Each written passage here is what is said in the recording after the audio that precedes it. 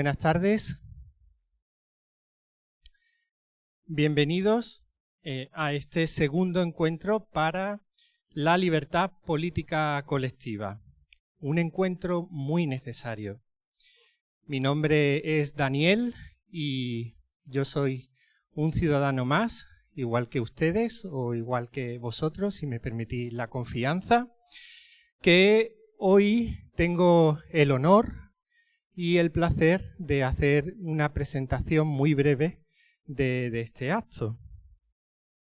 Esta es la segunda edición de los coloquios por la libertad política colectiva, organizados de forma completamente altruista por un grupo de ciudadanos. Un grupo de ciudadanos que se autodenomina Grupo de Acción Prepolítica. Un grupo de personas que, como su nombre indica, se enfocan en lo que hay antes de la política. Se enfocan en las reglas de juego. No se enfocan en las jugadas, que sería, por ejemplo, las ideologías.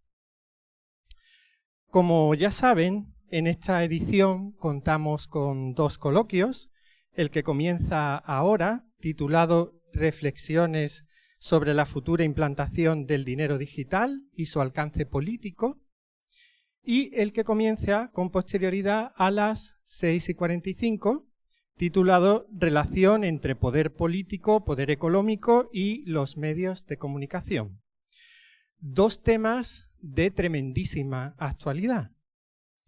Entre medias tendremos un descanso de aproximadamente media hora, si conseguimos respetar los tiempos, y además, al finalizar cada coloquio, habrá un pequeño espacio para que puedan formular sus preguntas, siempre de manera muy breve a los ponentes. Antes de comenzar con la presentación de este primer coloquio, me gustaría leer un pequeño texto, pequeñísimo texto que he preparado como presentación a este encuentro y que expreso de manera completamente personal desde lo más hondo de mi ser y que solo me representa a mí mismo, pero ya que tengo esa oportunidad, pues voy a hacer esta presentación de esta forma. Hace ya más de un año tuve la oportunidad de organizar y moderar la mesa redonda titulada Democracia, Arte y Educación, que se encuentra de manera íntegra en Internet y que tuvo lugar en la Universidad de Málaga. Contó con la participación de don Rubén Gisbert, don Emilio Triviño, don Ángel Sánchez y un servidor. Este evento llevó a la universidad, la que es mi casa, como profesor universitario que soy, el pensamiento crítico. Lo llevó donde debería estar y donde, por desgracia, casi nunca está. Al evento acudieron muchísimas más personas de las que cabían en la sala y supuso, bajo mi punto de vista, el germen de estos encuentros. Remontándome a un año antes, a través de los vídeos del médico granadino Jesús Candel, alias Spirimán, conocí a un youtuber llamado Rubén Gisbert y de esta forma conocí el concepto de libertad política colectiva y a don Antonio García Trevijano Forte.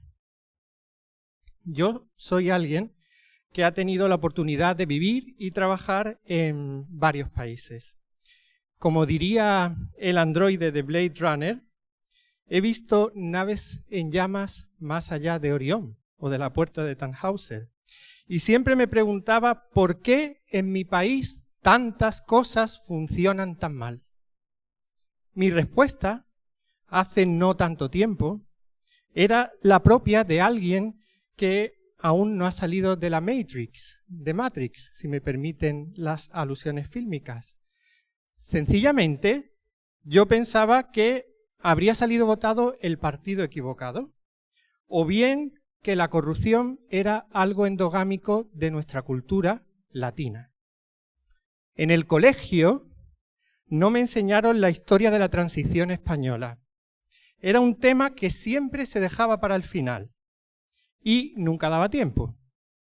Nadie me habló nunca de la Junta Democrática, una asociación de fuerzas políticas que teóricamente se oponían al régimen, al final del régimen y durante la transición. Y no fue hasta muchos años después que descubrí cómo los servicios secretos de Estados Unidos llamaban Maverick, es decir, as, a don Antonio García Trevijano. Hasta el punto que el régimen tuvo que encerrarlo en la cárcel, encarcelarlo, para poder llevar a cabo la transición, o mejor dicho, la transacción basada en una constitución creada por el régimen anterior. Una constitución hecha en un bar. Algo muy representativo de la tragicomedia en la que hemos vivido y en la que vivimos. Una constitución hecha en una taberna, tomando cervezas y tapas. Algo muy español. Y sobre todo, hecha a espaldas del pueblo, sin que éste pudiera elegir la forma de Estado y de gobierno. Y esto es lo más gracioso, o lo más patético. Una ley que ni siquiera es una constitución, en su definición más básica, porque no separa los poderes. Y es que en realidad es mucho más increíble que cualquier película, porque todo lo que la realidad nos demuestra es que la ficción siempre se queda corta. El último gran ejemplo de lo sorprendente que es nuestra realidad, no sé si están al día, lo tenemos en las declaraciones del oficial de inteligencia David Grush y dos expilotos norteamericanos en el Congreso de Estados Unidos. Allí declararon, bajo juramento y ante todo el planeta, la existencia de platillos volantes y cuerpos no humanos recuperados por las Fuerzas Armadas norteamericanas. Todo ello me hace preguntarme en su conjunto, pero ¿en qué realidad vivimos? ¿Quién controla las cadenas invisibles que nos atan a una realidad que no nos pertenece? Y sobre todo, ¿por qué estamos aquí? ¿Cuál es la misión o nuestra misión en un mundo que no comprendemos y que se parece más a una distopía orwelliana que a la realidad que de pequeño nos enseñaron en el colegio? Yo pienso, como Tocqueville, que cuando el pasado ya no ilumina el futuro, el espíritu camina en la oscuridad. Y así nos va. Por eso veo estos coloquios como una forma de prever el futuro, una realidad o una libertad que no sé si llegaré a ver en vida, pero que una vez que la descubres, esa libertad viene en tu busca. Ya no eres el mismo, te cambia por dentro y descubres que tu misión última en el mundo es liberarte de las cadenas invisibles que te atan. Porque como dijo alguien una vez, veritas liberavit vos, la verdad te hará libres. Pero, quid est veritas? ¿Cuál es la verdad? Para reflexionar sobre esto, en este caso comenzaremos con un coloquio sobre el dinero digital y su alcance político en lo que yo personalmente llamaría un capitalismo de amiguetes. Contamos en este primer coloquio con los siguientes ponentes. En primer lugar, tengo el honor de presentaros a don Alejo Moreno, director y guionista, montador, productor ejecutivo, alguien que ha trabajado intensamente en el mundo audiovisual, haciendo cortometrajes, documentales, en anuncios publicitarios. Fue redactor y realizador y montador de un programa en televisión española, Días de Cine. Además, ha sido el director del famoso documental Hechos Probados, donde se refleja la crudeza de los abusos de la agencia tributaria sobre el ciudadano español. Muchísimas gracias y, por favor, un fuerte aplauso para don Alejo Moreno.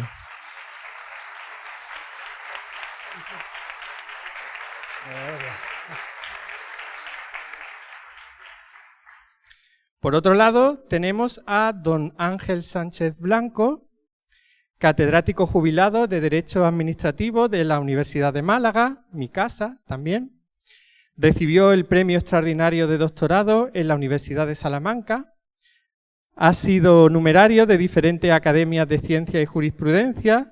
Sus investigaciones han quedado reflejadas en más de un centenar de trabajos, incluyendo libros y estudios científicos. Y podría hablar muchísimo más, pero por ser escueto, pues simplemente ahí me quedo. Muchísimas gracias y un fuerte aplauso para don Ángel Sánchez Blanco.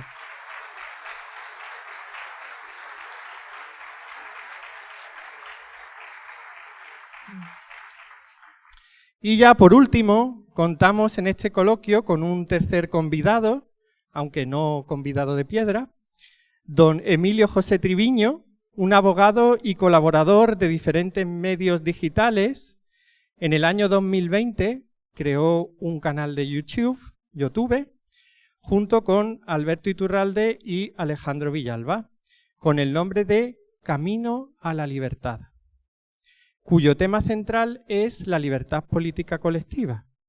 Además, tuvo el honor de conocer en persona a Antonio García Trevijano Forte. Por favor, un aplauso para...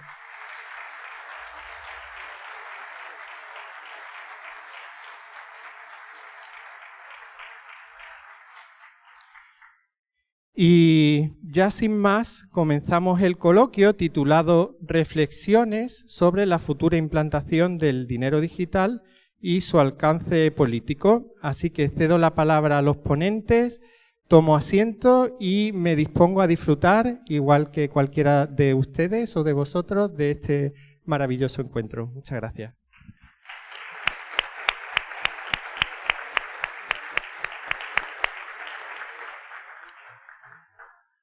Bueno, muchas gracias, Daniel. Si me permitís, Ángel, Alejo, tomaré yo la palabra. Estás en tu casa, por lo tanto. Gracias. Es la vuestra también. Quiero daros las gracias también a todos los que estáis aquí.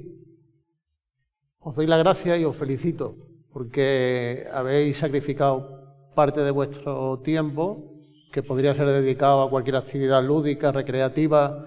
Hoy nos faltan motivos para estar divirtiéndose en una terraza, tomando un gin tonic, viendo algún partido de fútbol, de rugby, de lo que toque. Entonces, ustedes están aquí porque, supongo, les mueve el mismo motivo que me mueve a mí y al grupo organizador de esto y de estos compañeros de coloquio. Les mueve la búsqueda de la libertad política. Por lo tanto, damos todos por sentados de que hay algo que buscar que no tenemos, la libertad política. Gracias. Es necesario que entiendan que los organizadores de esto lo que van buscando es lucidez, compañía social y conocimiento. Entonces, porque la política, una de las cosas que me ha enseñado el estudio de la política durante estos años a través del estudio, sobre todo de mi maestro, don Antonio García Trevijano, es que tiene mucho de arte esotérico. Los conocedores de la ciencia política, los que tienen el poder, los que detentan las instituciones, están detrás de las leyes, no cuentan cómo llegan. Somos nosotros, los ciudadanos, los que tenemos que obedecer esas leyes, los que tenemos que pagar impuestos que no autorizamos con ningún voto, los que tenemos que observar una conducta social, incluso regular muy bien el vocabulario que empleamos cada vez con más tiento para no contrariar a nadie ni sentirte acusado de nada. A nosotros no se nos cuenta dónde está el poder político, tenemos que buscarlo. Entonces, creo que tenemos la suerte de contar con dos españoles, dos compatriotas valientes y muy bien formados, un catedrático de Derecho Administrativo, don Ángel Sánchez, amigo personal, y del que solo puedo hablar bien, a la vista, sobre todo, de este libro que me regaló él, tomando un café hablando de la situación de España, hablando de nuestra sociedad, la disfuncionalidad de las instituciones, y acompañado de Alejo Moreno, que es bastante más joven que yo, pero tiene una madurez intelectual y una valentía de carácter propia de un español del siglo XVI, siglo XVII, o de Blas de Lezo, diría yo, ¿no? Ya que es un héroe mío. Sí, tengo que decir que hacer un documental, Alejo, sobre la agencia tributaria. No, ya. Es que, o sea, Sí, no había otro tema, ¿no? Es que Blas de Lezo, pero del siglo XXI. No, Blas de Lezo no llegó a tanto. Eso está claro. Lo suyo era más sencillo. El caso es que vamos a disfrutar de un coloquio, estoy seguro que vamos a aprender mucho, y me gustaría empezar dando la palabra y preguntaros, si te parece bien, Ángel, ¿qué falla en nuestras instituciones políticas para que ahora tengamos que afrontar un horizonte de dinero digital, que ya pondremos cada uno nuestro punto de vista, pero que parece que no ha sido una petición social, sino más bien un movimiento de otros intereses? ¿Qué falla? Bueno, yo comienzo por daros las gracias por tener la oportunidad de pasar una tarde tan grata, ¿no?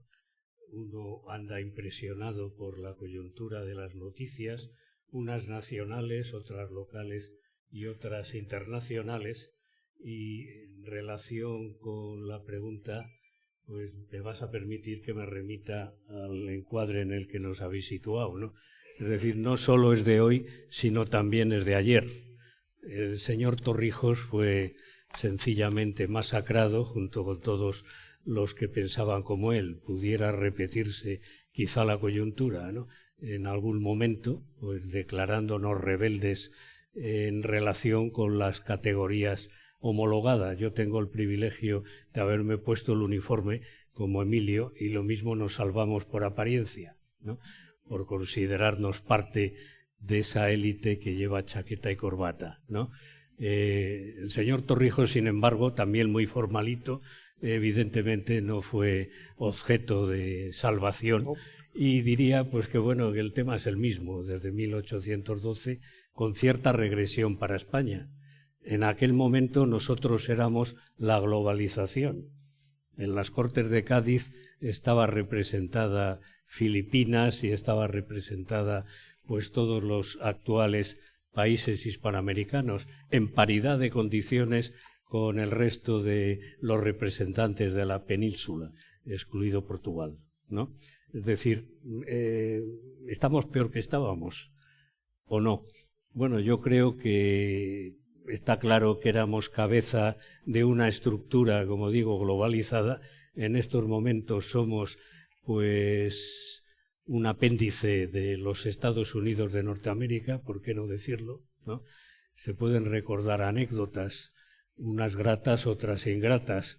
Yo siempre, que soy muy impertinente, recuerdo que ningún coche de la embajada americana, que habitualmente aparcaban por el entorno de la calle Serrano, fue afectado pues por la bomba que asesinó al presidente, vicepresidente o factotum en aquel momento del gobierno de España. Es decir, 2 días antes el señor Kissinger, todavía sobrevive, pues había saludado al almirante Carrero, ¿no? Quiero decir que, bueno, hay cosas muy ocultas.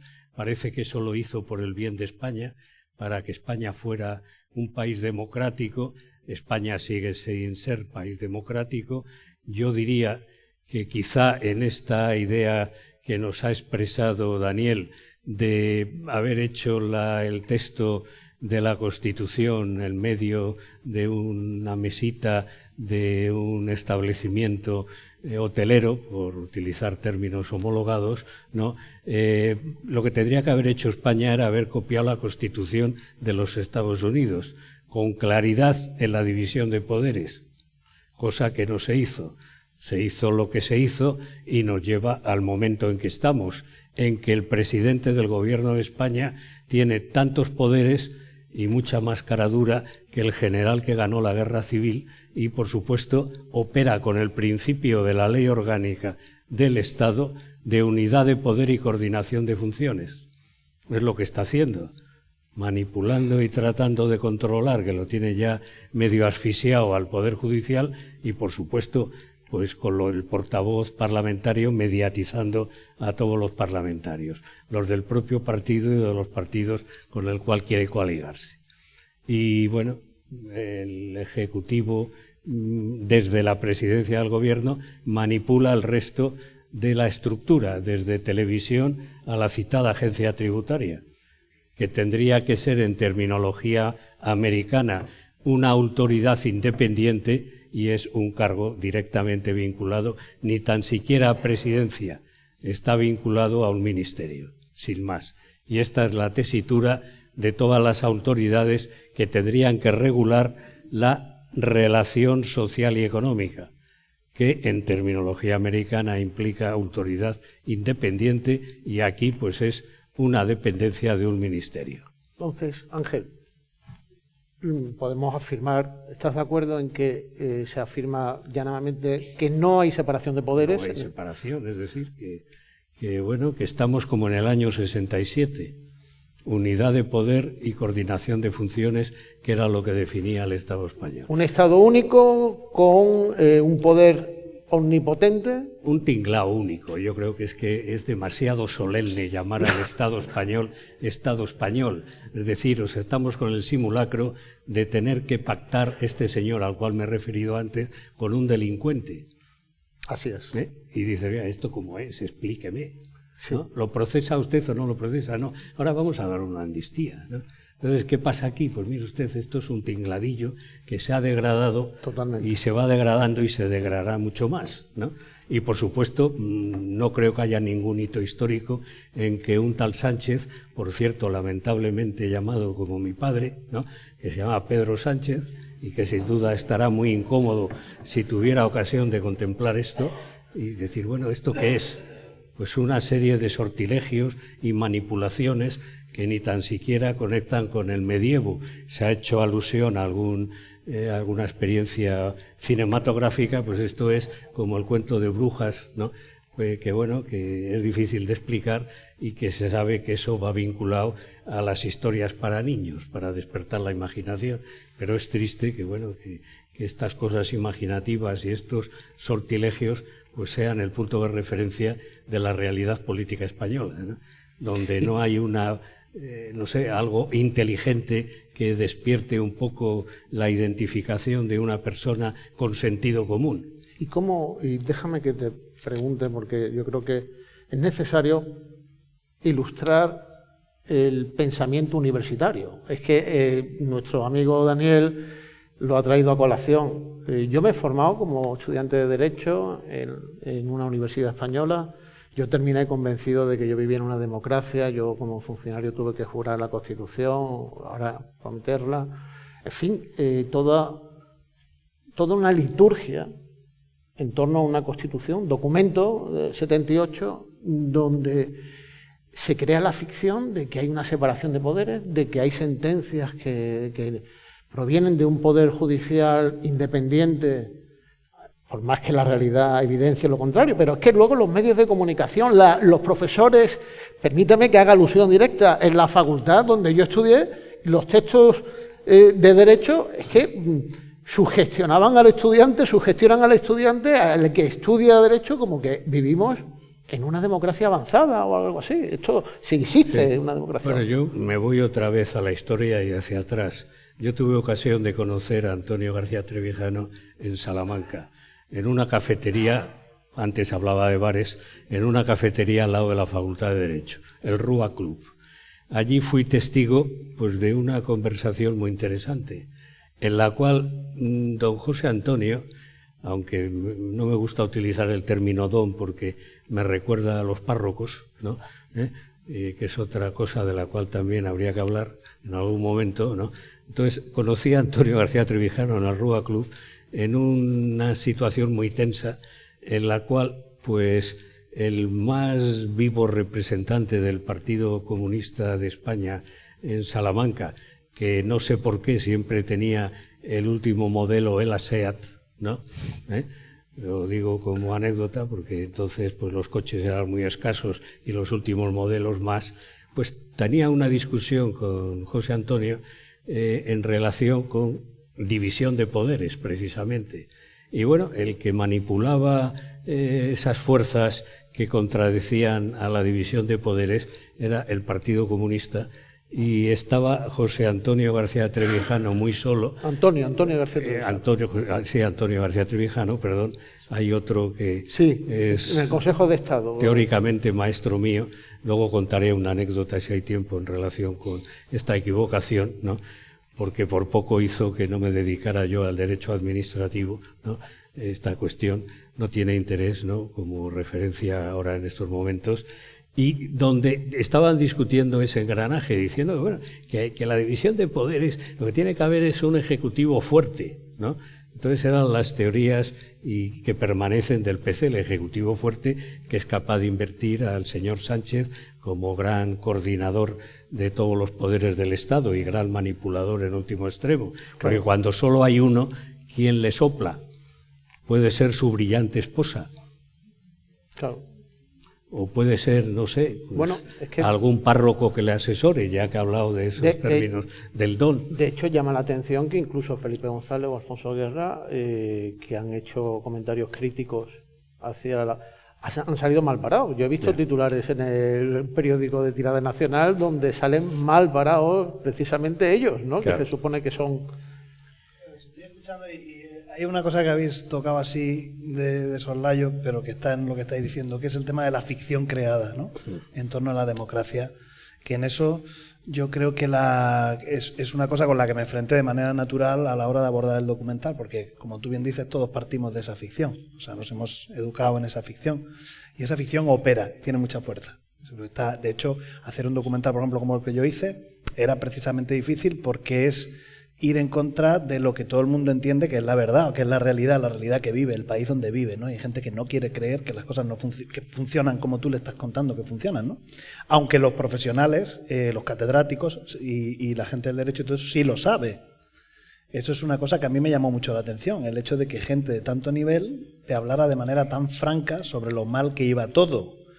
Y sin embargo, el resto de ciudadanos estamos convencidos de que las cosas funcionaban. Y uno no se da cuenta de que no funciona hasta que no le pasa algo y tiene que intervenir de alguna manera estas instituciones en las que se supone que garantizan nuestros derechos y libertades, ¿no? Entonces, ese es el contexto, digo, por entrar dentro del euro digital, ¿no? Yo... que es a lo que quiero también ir. Ese es el contexto español. No sé si es el europeo, porque no tengo tanta información con otros países, pero desde luego sabemos que es el español. En ese contexto, yo recuerdo cuando estaba montando Hechos Probados precisamente, estábamos en la pandemia justo, y recuerdo que teníamos la tele, pues, el señor Sánchez dirigiéndose a la nación y pues, soltando un discurso muy largo. Y en ese discurso recuerdo que yo le escuché una referencia que se iba a acabar el dinero en efectivo. Pero una de estas cosas que meten como morcillas los políticos, así que dices tú, ¿por qué metes esto ahora? Claro, yo estaba trabajando en el documental, tenía ya la cabeza como un bombo en el sentido de que estaba ya muy con los radares y muy sensibilizado, y dije, ¿cómo que ha dicho este hombre sobre el efectivo? Porque claro, yo ya estaba con todos estos temas de saber que la capacidad administrativa que tiene el Estado para, a través de lo económico, coartar las libertades, ¿no? Y bueno, el caso es que eso quedó ahí, pero yo me quedé con ello. Y luego después se convirtió en una proposición no de ley, no mucho más tarde, que se presentó en el Congreso de los Diputados, donde, y lo he traído porque me paraba a buscarlo, a ver qué se dijo exactamente así. Lo que se proponía era la eliminación gradual, esto es entre comillas, eliminación gradual del pago en efectivo con el horizonte de su separación, de su desaparición definitiva. Esto se presentó en el Congreso de los Diputados, es decir, claro, ahí no existía la propuesta, o por lo menos si existía no la conocíamos los demás, del euro digital. Quizá porque el Bitcoin todavía no ha tenido esa importancia que progresivamente ha tenido. Pero claro, esto, en este contexto que estáis hablando, que al final de lo que estamos hablando es de cómo el Estado tiene una enorme deslealtad hacia el ciudadano y hacia esa ficción que ha generado, es decir, la ficción es vivimos en un Estado de Derecho, cosa que, bueno, Creo que estamos de acuerdo en que es muy relativo. Algunos pensamos incluso que lo de Estado de Derecho es imposible, pero vamos. Claro, no, puede ser un Estado de Derecho, pero... Luego están los aficionados a creer ficciones que sí que lo creen. Pero bueno, el caso es que, desde luego, era muy llamativo que este hombre lo sacara esto y que le pusiera tanto interés, porque este hombre sabe dónde pone el interés, ¿no?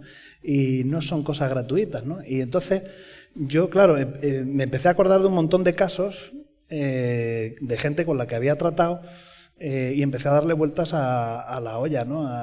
Con respecto a este interés que tiene de pronto este señor en eliminar el efectivo, ¿no? Y yo creo que, claro, en general en toda Europa puede haber un interés contextual como defensa quizá de eso que los estados entienden como una amenaza, que puede ser el Bitcoin, o los stablecoin o cualquier cosa así. Pero eso traído a España tiene un interés particular para el gobierno español. Y yo creo que es porque efectivamente es un método de control ya al servicio de las instituciones del Estado de un calibre tremendo. No es que el Estado no lo tenga ya, esa capacidad de inmersión en la vida privada de la gente y tal, pero esto puede aumentarlo porque no es una herramienta con un gran poder en un contexto de deslealtad. Este es el problema. Claro, Esto es lo que quería poner. Y te agradezco que lo hayas traído a colación porque traigo en mente, hay antecedentes, que seguro que ya a algunos os sonará. En Canadá, por ejemplo, con el asunto de la manifestación de la caravana de camioneros canadienses, no sé si sabéis que se congelaron muchos fondos que fueron destinados para financiar y mantener esta caravana. Hace cosa de 2 meses o 3 meses, un medio noticiero que está en contra del establecimiento estadounidense, muy crítico, es Grey Zone, se llama.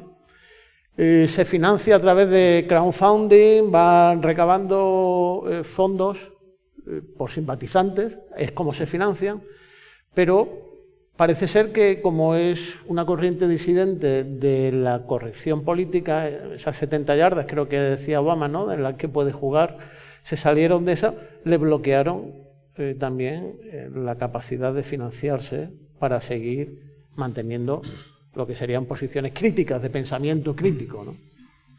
Ahora yo contesto y desde la afición ensamblo la pregunta sobre tus estudios jurídicos y la ficción, ¿no?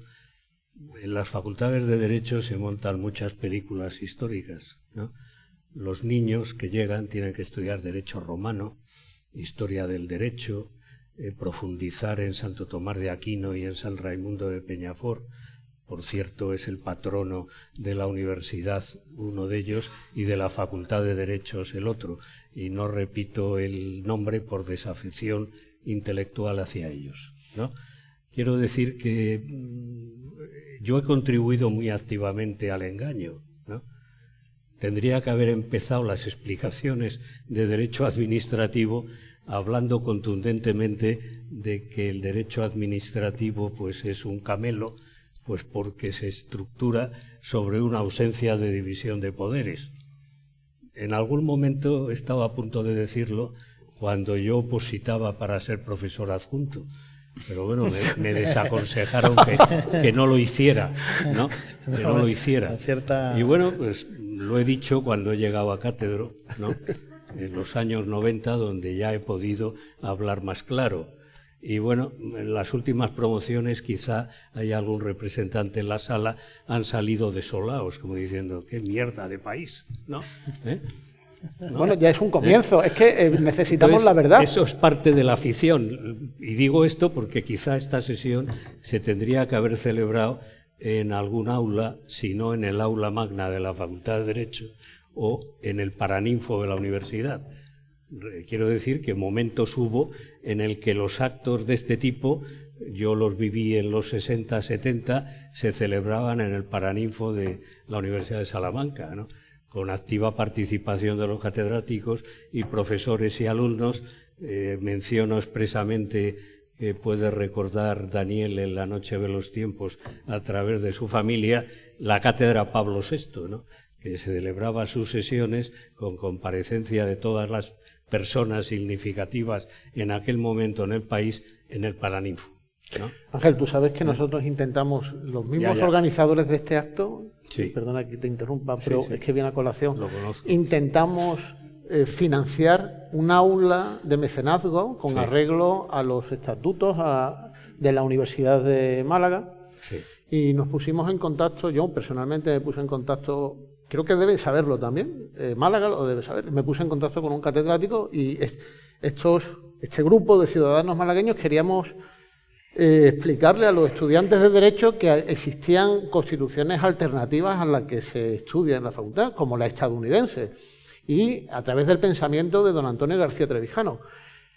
Me dijo el catedrático que era muy interesante, pero que no lo veía, Entonces, es que ojalá pudiéramos entrar en la facultad amigablemente y plantar una cuestión como esa. Es que no se nos deja. Claro, pero es que entonces vuelve a ser la ficción, es decir, que hablábamos antes, porque claro, la ficción de la universidad, de lo que se supone que debe ser la universidad, ¿no? Como centro de generación de ideas, de debate intelectual, como sucede, y bueno, también, y supongo que aquí a lo mejor algunos se molestan, pero con los colegios de abogados, es decir, otra ficción, ¿no? Es decir, al final son conniventes absolutamente, o sea, deberían tener un papel muy activo en la crítica permanente a las instituciones que no funcionan acorde a derecho y al final son continuistas, y acércate tú a alguno de ellos, que lo normal es que no les guste un pelo que estés, digamos, dejando en evidencia a las instituciones, cuando en realidad debería ser al contrario, ¿no? En mi caso ha habido no colegios de abogados tan claramente, pero sí asociaciones privadas de abogados, ¿no? Como pueden ser la EDAF, eso sí funciona bien, ¿no? Porque son abogados que deciden organizarse, pagan su cuota y tal, entonces eso sí cumplen al final la función de lo que yo entiendo que debería ser un colegio profesional, y más uno de derecho, que es un garante de las libertades, ¿no? Es decir, oye, ustedes están aquí para decir de pronto, oiga, eso no se puede hacer, ¿no? Pues Alejo, vamos, yo en línea con la afición. Se habla aquí de la universidad como si solo fuera la universidad en singular, afortunadamente el femenino, ¿no? Y yo diría que bueno, que hay al menos dos universidades. Una es la objeto de manipulación, ficción, que es el área de humanidades, derecho y económicas, donde se pueden decir todas las estupideces y examinar las estupideces y dar matrícula por las estupideces, ¿no? Y luego existe la universidad más seria, que son las ingenierías, que son las ciencias duras, las biosanitarias, donde sus resultados están contrastados, porque en derecho se enseña con notable cinismo que cualquier solución es válida. Claro. No existen ni principios ni valores. Cualquier solución es válida. Y se educa a los... Bueno, se educa, se maleduca, se malforma, se deteriora la mente de los alumnos diciendo que todo es posible y que, bueno, que es muy sufrida la actividad de abogado. Bueno, como que el abogado nunca sabe explicar al cliente el sentido de la sentencia, porque es que la sentencia puede ser la ocurrencia de un juez que está en el contencioso y que 4 meses antes estaba en Cáceres llevando asuntos penales. Dice, hombre, qué transmutación. Ha pasado de Cáceres del penal al contencioso en un juzgado de Málaga, porque los niños tenían que empezar a estudiar en la universidad, justificadísimo, ¿no? Pero no le ha dado tiempo a, no sé, a estudiar los casos porque tiene que hacer unas sentencias semanales y por supuesto no se va a parar a estudiarlos, saldrá lo que salga, ¿no? De hecho, es decir, pero con eso conecto que bueno, que es la grave dificultad por la cual yo les aporto el dato biográfico de que nunca he tenido ética ni estética para ejercer. Es decir, he estado en la universidad viviendo felizmente, haciendo informes a través de la oficina de transferencias de la universidad cuando me los han pedido, pero por supuesto no se me ha ocurrido ejercer porque yo no puedo explicar a un cliente qué es lo que ha pasado con el resultado final de una sentencia de un juzgado. Te diré que por experiencia, cuanto más te aproximas al poder público, a los intereses públicos, al contencioso administrativo, al derecho tributario. De hecho, me preguntaban en una ocasión una amiga, dice, ¿pero por qué no te has dedicado al derecho tributario? Le digo, porque es que me deprimiría, precisamente porque estás luchando contra un gigante que además maneja las normas y juega en casa. Entonces, el derecho más vulnerable es ese. Bueno, donde yo quería acabar es que, sin embargo, a un ingeniero lo pueden procesar si se equivoca en el cálculo, ¿no? O a un médico le utilizan la palabra esta latina del ars, lex artis. De lex artis, y dice, usted se ha equivocado y usted se ha ido por el lado opuesto, y a usted es que le retiramos el título y además tiene usted que responder civilmente con tantos miles de euros en indemnización. Bueno, es que las leyes, ¿no?, cada vez tienen menos calidad. Bueno, es que... pero quiero decir que hay clases, y conecto con la dualidad universitaria que hay, ¿no? Y bueno, yo con Agencia Tributaria pues hemos tocado el gran tema, ¿no? Y yo creo que certero bueno, es la cuestión, ¿verdad? Con todo esto que estamos diciendo, que en ese contexto que digo que es así, es decir, que y tú lo tienes muy claro por lo que veo, y en el derecho administrativo, que es una cosa tan fundamental, o en el derecho tributario, que tiene una relación tan directa con el bienestar de la gente, porque por muchos vías, por la vía impositiva, por la vía de cuánto tienen que recordar, cuánto no, cuánto es justo, cuánto es injusto, cuánto esa cosa tan inconcreta que es cuánto llega a ser, como dice ya cuando es abusivo, ¿no? Cuando ya es demasiado. Me acuerdo de la palabra que está en el texto. ¿Confiscatorio? Confiscatorio, que hablas con cualquier técnico y nadie te sabe precisar qué es confiscatorio. Claro. Eso es, no, bueno, pues no más de 50, 60, bueno, no sabes, ¿no? Lo que sea, lo que ellos digan. Entonces, claro, ¿qué es lo que pasa? Que yo cuando estoy viendo esto del euro digital, ¿qué es lo que me llama a mí la atención? Pues que sus defensores, digamos, los argumentos que utilizan son muy de la ficción para defenderlo, ¿no? Para decir, hombre, no os preocupéis. Primero, una de ellas es, sí, yo no le tengo miedo porque como yo no hago nada malo, a mí qué más me da, ¿no? Esto es, pero esto lo diga un exministro de Finanzas como Varoufakis es para caerse del caballo, porque dice, bueno, esto ya es de un cinismo atroz, porque no me creo que este señor que ha tenido pica en plaza pueda decir, ¿no?, algo así. Pero bueno, y luego lo siguiente ya pues empiezan a ser como cuestiones más, pues eso, ahora parece ser que es bueno porque eso va a ayudar a perseguir el terrorismo. Otra cuestión que sale enseguida a colación, que es otro comodín del público, ¿no?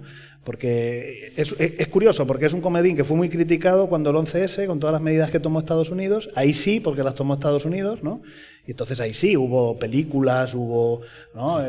Afortunadamente hubo películas que hablaban de cómo estaban controlándonos y tal, y ahí todo el mundo tenía claro que el terrorismo se estaba utilizando como una baza. Pero es que ahora Europa lo utiliza de nuevo. Cuando tú ves los argumentos, dicen, no, es que esto va a venir bien para perseguir el terrorismo. Hombre, entonces, ¿qué límite tenemos? ¿No? Porque... Bueno, es que a Christine Lagarde le han pillado con el bacalao, porque supongo que muchos de los de aquí lo saben, que le gastó una broma un humorista haciéndose pasar por Zelensky y lo dijo claramente. Bueno, esto es para controlar a los ciudadanos. O sea, es decir, lo tienen más claro que el agua, sí, ¿no? Entonces, claro, eso ya es el contexto europeo, pero como insisto en el español, es el hecho de esto que he dicho antes de, como yo soy muy bueno, a mí no me pasa nada, a mí no me preocupa. Bueno, yo le puedo poner muchos ejemplos, porque estoy de hecho trabajando en una segunda parte, no es una segunda parte, pero tiene mucho que ver con hechos probados, ¿no? Que se va a llamar el juego del fraude precisamente, donde analizo muchos casos de gente como nosotros, o sea, ya no es Agapito el millonario, ya es gente de la calle, donde el problema es el uso de la prueba que se hace. Claro, es que este es el problema, si es que no hace falta que usted haga algo malo, sino esa prueba que parece que evidencia algo que dice la agencia, en este caso podría ser la Seguridad Social, vamos, da igual, cualquier institución pública, que dice la agencia en base a esa prueba que se ha generado, que evidentemente los euros digitales van a generar una enorme cantidad de datos, pues en base a esos datos pues van a tener digamos, un comodín más para atacar.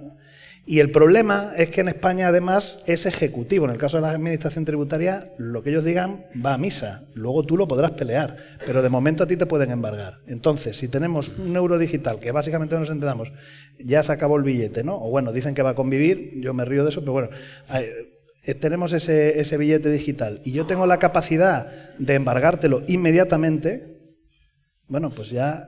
Es que yo conozco casos y esta gente dice, no es posible. Sí, hombre, sí, van a salir en este nuevo documental. El caso de una señora que vive además de ayudas del propio Estado, vamos, porque no tiene, es decir, tiene unas discapacidades brutales, y tuvo que pelear por el mínimo vital y no sé qué, y la agencia en un momento dado pues le discute una ayuda que le había dado hacía, ni se sabe, como suele ocurrir, ¿no? Y le embargó literalmente todo lo que tenía en la cuenta durante 2 meses. Y esto aquí en la sala, quien dirá, eso es ilegal, no se puede hacer.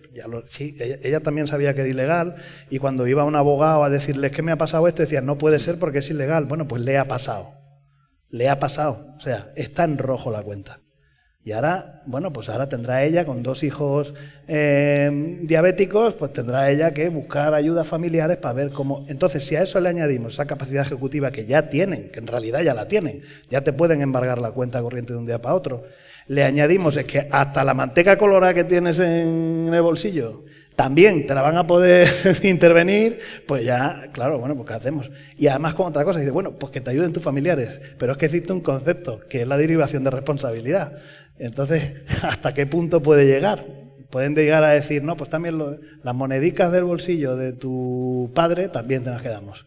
Entonces, esto quizá puede sonar un poco exagerado, pero es que he visto casos tan sangrantes, ¿no? Es que no es exagerado. Que dices Alejo, tú, bueno, es que realmente, claro, dices, bueno, pues un elemento más. Entonces yo creo, personalmente, creo que en Europa, no sé si están pensando en ese extremo, pero que el gobierno español lo está pensando, seguro, porque ya lo hacen. Es decir, es que piensan Entonces, todos igual. Es que piensan todos... Vamos a ver, esto es poder político, Alejo. Esta es sí, mi tesis. O sea, mi tesis sí. Es que aquí hay un problema, y además es una tesis que recojo de Estados Unidos, de un analista político. Primer acontecimiento. Hillary Clinton pierde las elecciones y gana un presidente que se llama presidente Donald Trump.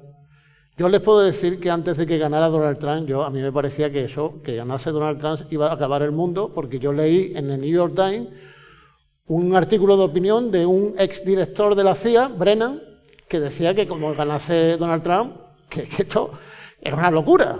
Y digo, bueno, pues como gane Donald Trump, esto va a ser una locura. Ganó Donald Trump y aquí estamos. Pero luego vino el Brexit. Y también decían las instituciones que eso cómo va a ser, que no se puede salir Reino Unido del Brexit, porque claro, eso va contra el espíritu europeo, el espíritu de la Unión Europea, porque todos somos Europa. Se fue. No controlaron el Brexit. Luego vino el COVID. Quiero decir, Occidente tiene un problema con su sociedad. Es que la sociedad, y ahora te vuelvo a plantear a ti el tema porque tú lo dijiste, hay que hablar de... La sociedad se está dando cuenta de que hay una realidad oficial que es ficticia. Nos estamos dando cuenta yo creo sobre que la marcha. Puede ser que una parte de la sociedad, pero también creo que otra parte de la sociedad está encantada, quiero decir, Por supuesto. con los axiomas. Y aquí Nietzsche decía esto de Dios ha muerto, ¿no? Y luego después de Dios ha muerto quedaba como un estado de histeria, pero luego la gente se relajaba y al final, ¿no? Pues se podía vivir sin Dios. Bueno, pues Dios ha sido cambiado por el Estado. Es decir, el Estado es que es bueno per se, es decir, digamos, el argumentario popular es, bueno, que el Estado siempre... Benefactor. Es benefactor. Y asegura además que las cosas salgan bien, es decir, y ajustados a derecho, y además siempre está este discurso de el Estado es un pobre ser arrinconado, y luego están las grandes multinacionales que dominan todo. Y dicen, no, bueno, es que están en connivencia, ¿no? Es decir, es que Coca-Cola no te puede mandar a la policía a tu casa, el Estado sí. Entonces, realmente quien tiene la fuerza, la capacidad y la autoridad para poder hacer determinadas cosas realidad es el Estado. Entonces, querer engañarse en ese sentido de decir, no, bueno, no, es que esto, claro, no se puede, no, que no se puede, no, dejen de contarnos el cuento, es que ustedes están plenamente en el ajo. Pues yo creo que el control lo tenemos aquí ya, ¿eh? Yo disfruto mucho viendo lo que hago, según me dice Google, lo que yo he hecho, ¿no? Me dice incluso dónde he entrado, ¿no? Sí, aunque no haya entrado, porque a veces se equivoca, ¿no? Pues eso puede utilizar como prueba, y ese es el problema. Es prueba, ¿no? Claro. Y que bueno, en las series que no son de ficción, sino parecen muy reales, sí, del sistema policial americano, se ve, y son películas antiguas, ¿no? Quiero decir, sí, que Ley y Orden ya tiene años, pero sí, Ley y Orden ya funcionan con el control del que lleva esto, está perfectamente controlado. Entonces, en esto la agencia tributaria es un pequeño anécdota. No, es que la agencia tributaria recibe desde hace años datos de Google. Claro, pues por supuesto. Y los utiliza en ahí está la connivencia que decías. Es que no es una cosa anecdótica, es que realmente en es verdad. relación con la agencia, no sé si habéis detectado que la agencia no perdona nada, ni cosas, ni deudas de 30 euros. No, creo que no. Porque ha llegado a la conclusión de que muchos 30 hacen una cantidad significativa, ¿no? Es decir, que está por arriba y por debajo, controlando todo. Sí. Y bueno, ¿y por qué lo hace? Porque se lo manda Sánchez. Bueno, pero no es Sánchez, es que yo quiero decir, espera, es que más allá. Va mucho más allá, ¿no? Sí. Pero vamos, esto conecta con el gran concierto de los capitales locales, nacionales, supranacionales e internacionales. Es decir, la banca no es un sistema competitivo, es una gran superestructura, recordando palabras de hace algún tiempo, ¿no?, que evidentemente tiene una coherencia y marca la pauta, ¿no?, y donde dice a los que pueden hacer algo qué es lo que tienen que hacer. ¿Para qué? Para mantener el orden mundial. Y si fracasa las directivas de la banca, pues son capaces de organizar pues el conflicto bélico en el último estallido Hamás-Israel o en el precedente pues de Ucrania, ¿no? ¿Para qué? Pues bueno, pues porque si tiene alguna fisura el sistema, para eso está la industria de guerra que resuelve todos los problemas. Bueno, pues es decir, a mí ahí me faltan datos. Yo lo que sí creo que es bastante evidente que hay una cosa que a veces se plantea con las monedas digitales de los bancos centrales. Es decir, en realidad, ¿qué va a cambiar si ellos ya tienen capacidad? Y ahí voy en que claro, los bancos son el Estado. Ya. Quiero decir, el Estado son los bancos, más bien es al revés. Yo no me creo ese cuento de que los bancos atenazan a los Estados. Yo creo que yo creo que sí. Hay siervos de la banca, como nuestro presidente del gobierno, que por supuesto con enorme fidelidad a la gran causa está bajando todos los ratios que Europa dice que son muy bajos. Es decir, ¿por qué no podemos pagar con tarjeta, el metálico, cantidades superiores a 1.000 euros? Que bueno, pues no podemos. Ahí está la ley, por aquí tengo la... Sí, pero primero que lo bajan Montoro a 2.500. Ya, pero ¿qué le ha dicho el Banco Central Europeo y el Parlamento Europeo en particular, que es el que tiene que hablar quizá por Europa, que es una barbaridad, que son unas cifras muy bajas, ¿no? Sí. Sánchez está encantado con el digital. Europa está todavía pensándoselo. Sí, eso es lo curioso. Por supuesto, no va a excluir el dinero metálico. Sí, eso sí que es curioso. Eso que tú estás diciendo es curioso porque se está produciendo ese debate en Europa. Yo siempre en Europa sí que veo que hay como cierto... aquí está encantado, Pedro Sánchez está deseando que llegue. Europa, pues bueno, tiene cierto sentido todavía, ¿no? Vinculado al ciudadano, tratando de evitar conflictos históricos, cosa que bueno, que la desmemoria del señor Sánchez no tiene, ¿no? Y que por supuesto deja ver en Europa un punto de resistencia en relación a las líneas Trump, por denominarlas de algún modo, ¿no? Es decir, y ojalá... Pero Ángel, ¿piensas que hay resistencia o es una cuestión de tiempos? Bueno, es una cuestión, yo creo que bueno, el Parlamento Europeo se ha pronunciado con cierta rotundidad, ¿no? Y bueno, y los tribunales españoles en este sentido pues también, es decir, mencionabais el otro día en el contacto que tuvimos y lo mencionabas, la sentencia del Supremo en relación a por qué en la agencia tributaria, volviendo a ella, hay que hacerlo telemáticamente. Es decir, oiga, mire usted, ¿pero qué es esto de telemáticamente? Yo tengo el título de enseñanza primaria y tal, y a mí me enseñaron a escribir con lápiz en su momento, y luego hemos podido utilizar el bolígrafo, ¿no? Cada vez más afinado. Pero ¿por qué tengo yo que utilizar estos sistemas?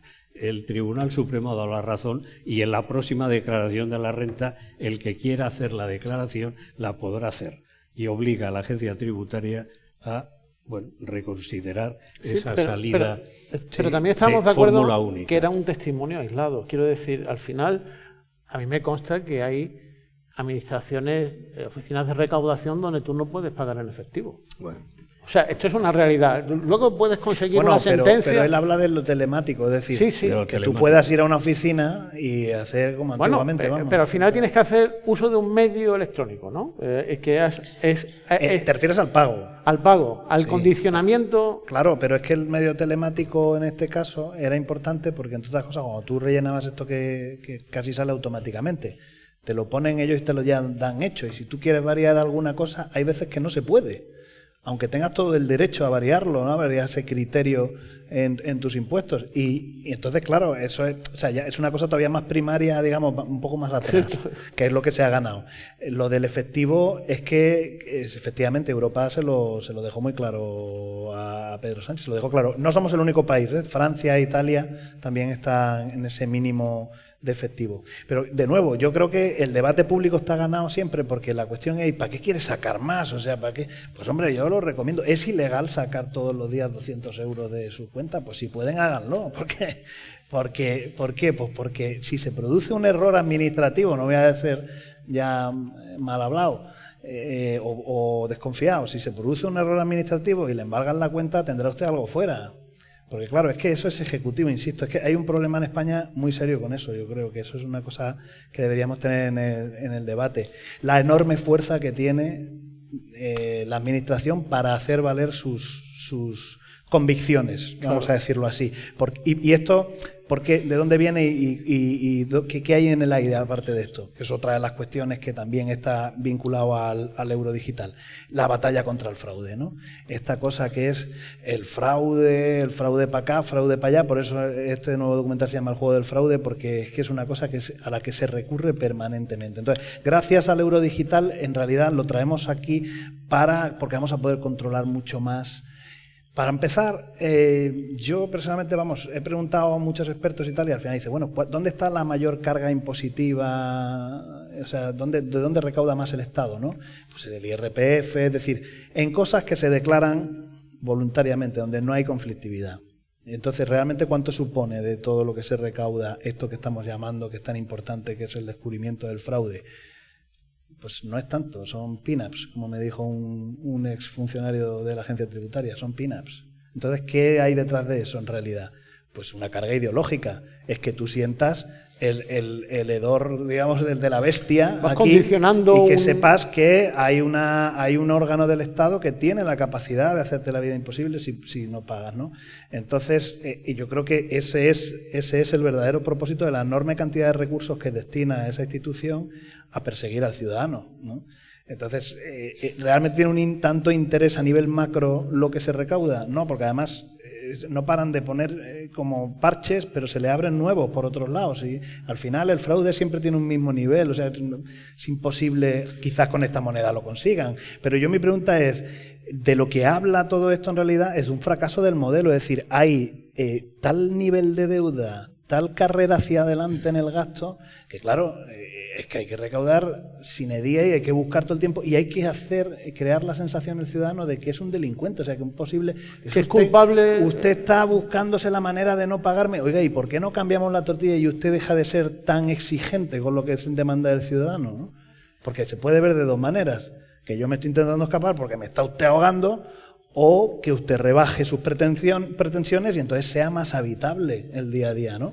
Pero no, por lo que apuesta el Estado en general, y eso sí que creo que no solamente España, Europa en general, es por más presión, ¿no?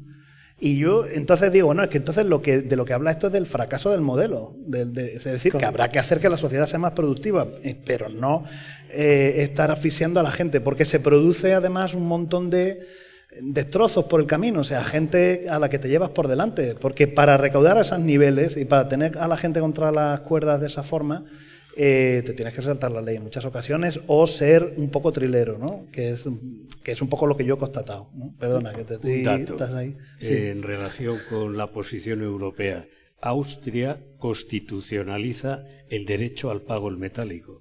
Es decir, va a ser un Estado que va a obstaculizar el que pueda adoptarse, pues si se conserva la regla de unanimidad, que de momento no está alterada, con en las antípodas saben que está Australia, y Australia tiene el pago electrónico como único medio de pago.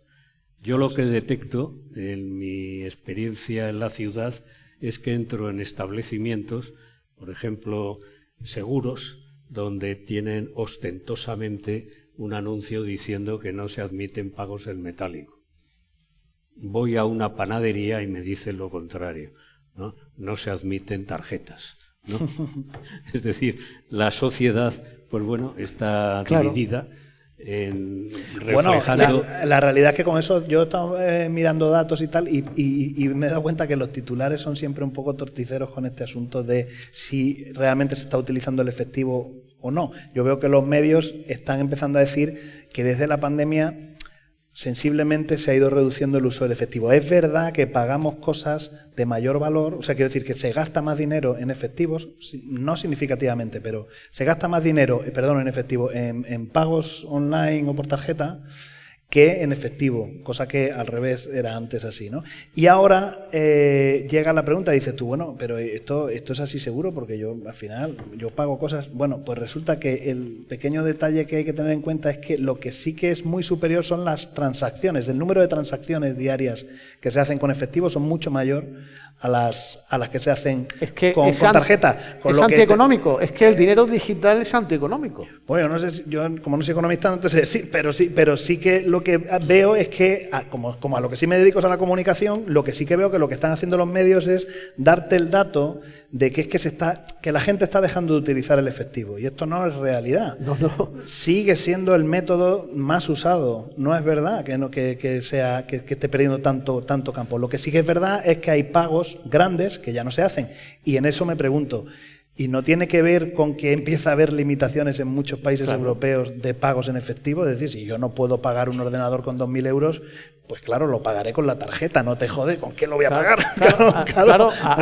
Es que si vas a recaudación y no te permiten pagar en efectivo, computas como un contribuyente que paga mediante medios electrónicos. Es que nos están haciendo trampas. Yo personalmente, lo de los medios de comunicación, los que desde pequeñito me he ido formando, ya no creo, ¿entiendes? Yo ya veo los periódicos, pero los veo para ver por dónde me viene el envite, más que otra cosa, porque es que no me creo nada. Esos datos están preparados y cocinados. Personalmente los veo, así como los juzgo. O sea, sirven a otro poder. Yo lo entiendo. Si eso a mí me parece...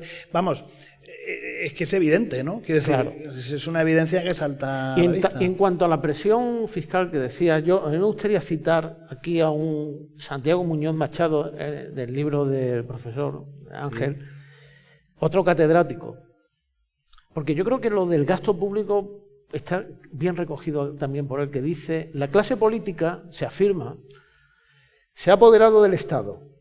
Las comunidades autónomas han procedido a la multiplicación de las posibilidades de empleo que se aprovechan por los políticos. Estos, una vez establecidos, se han encastillado en sus posiciones.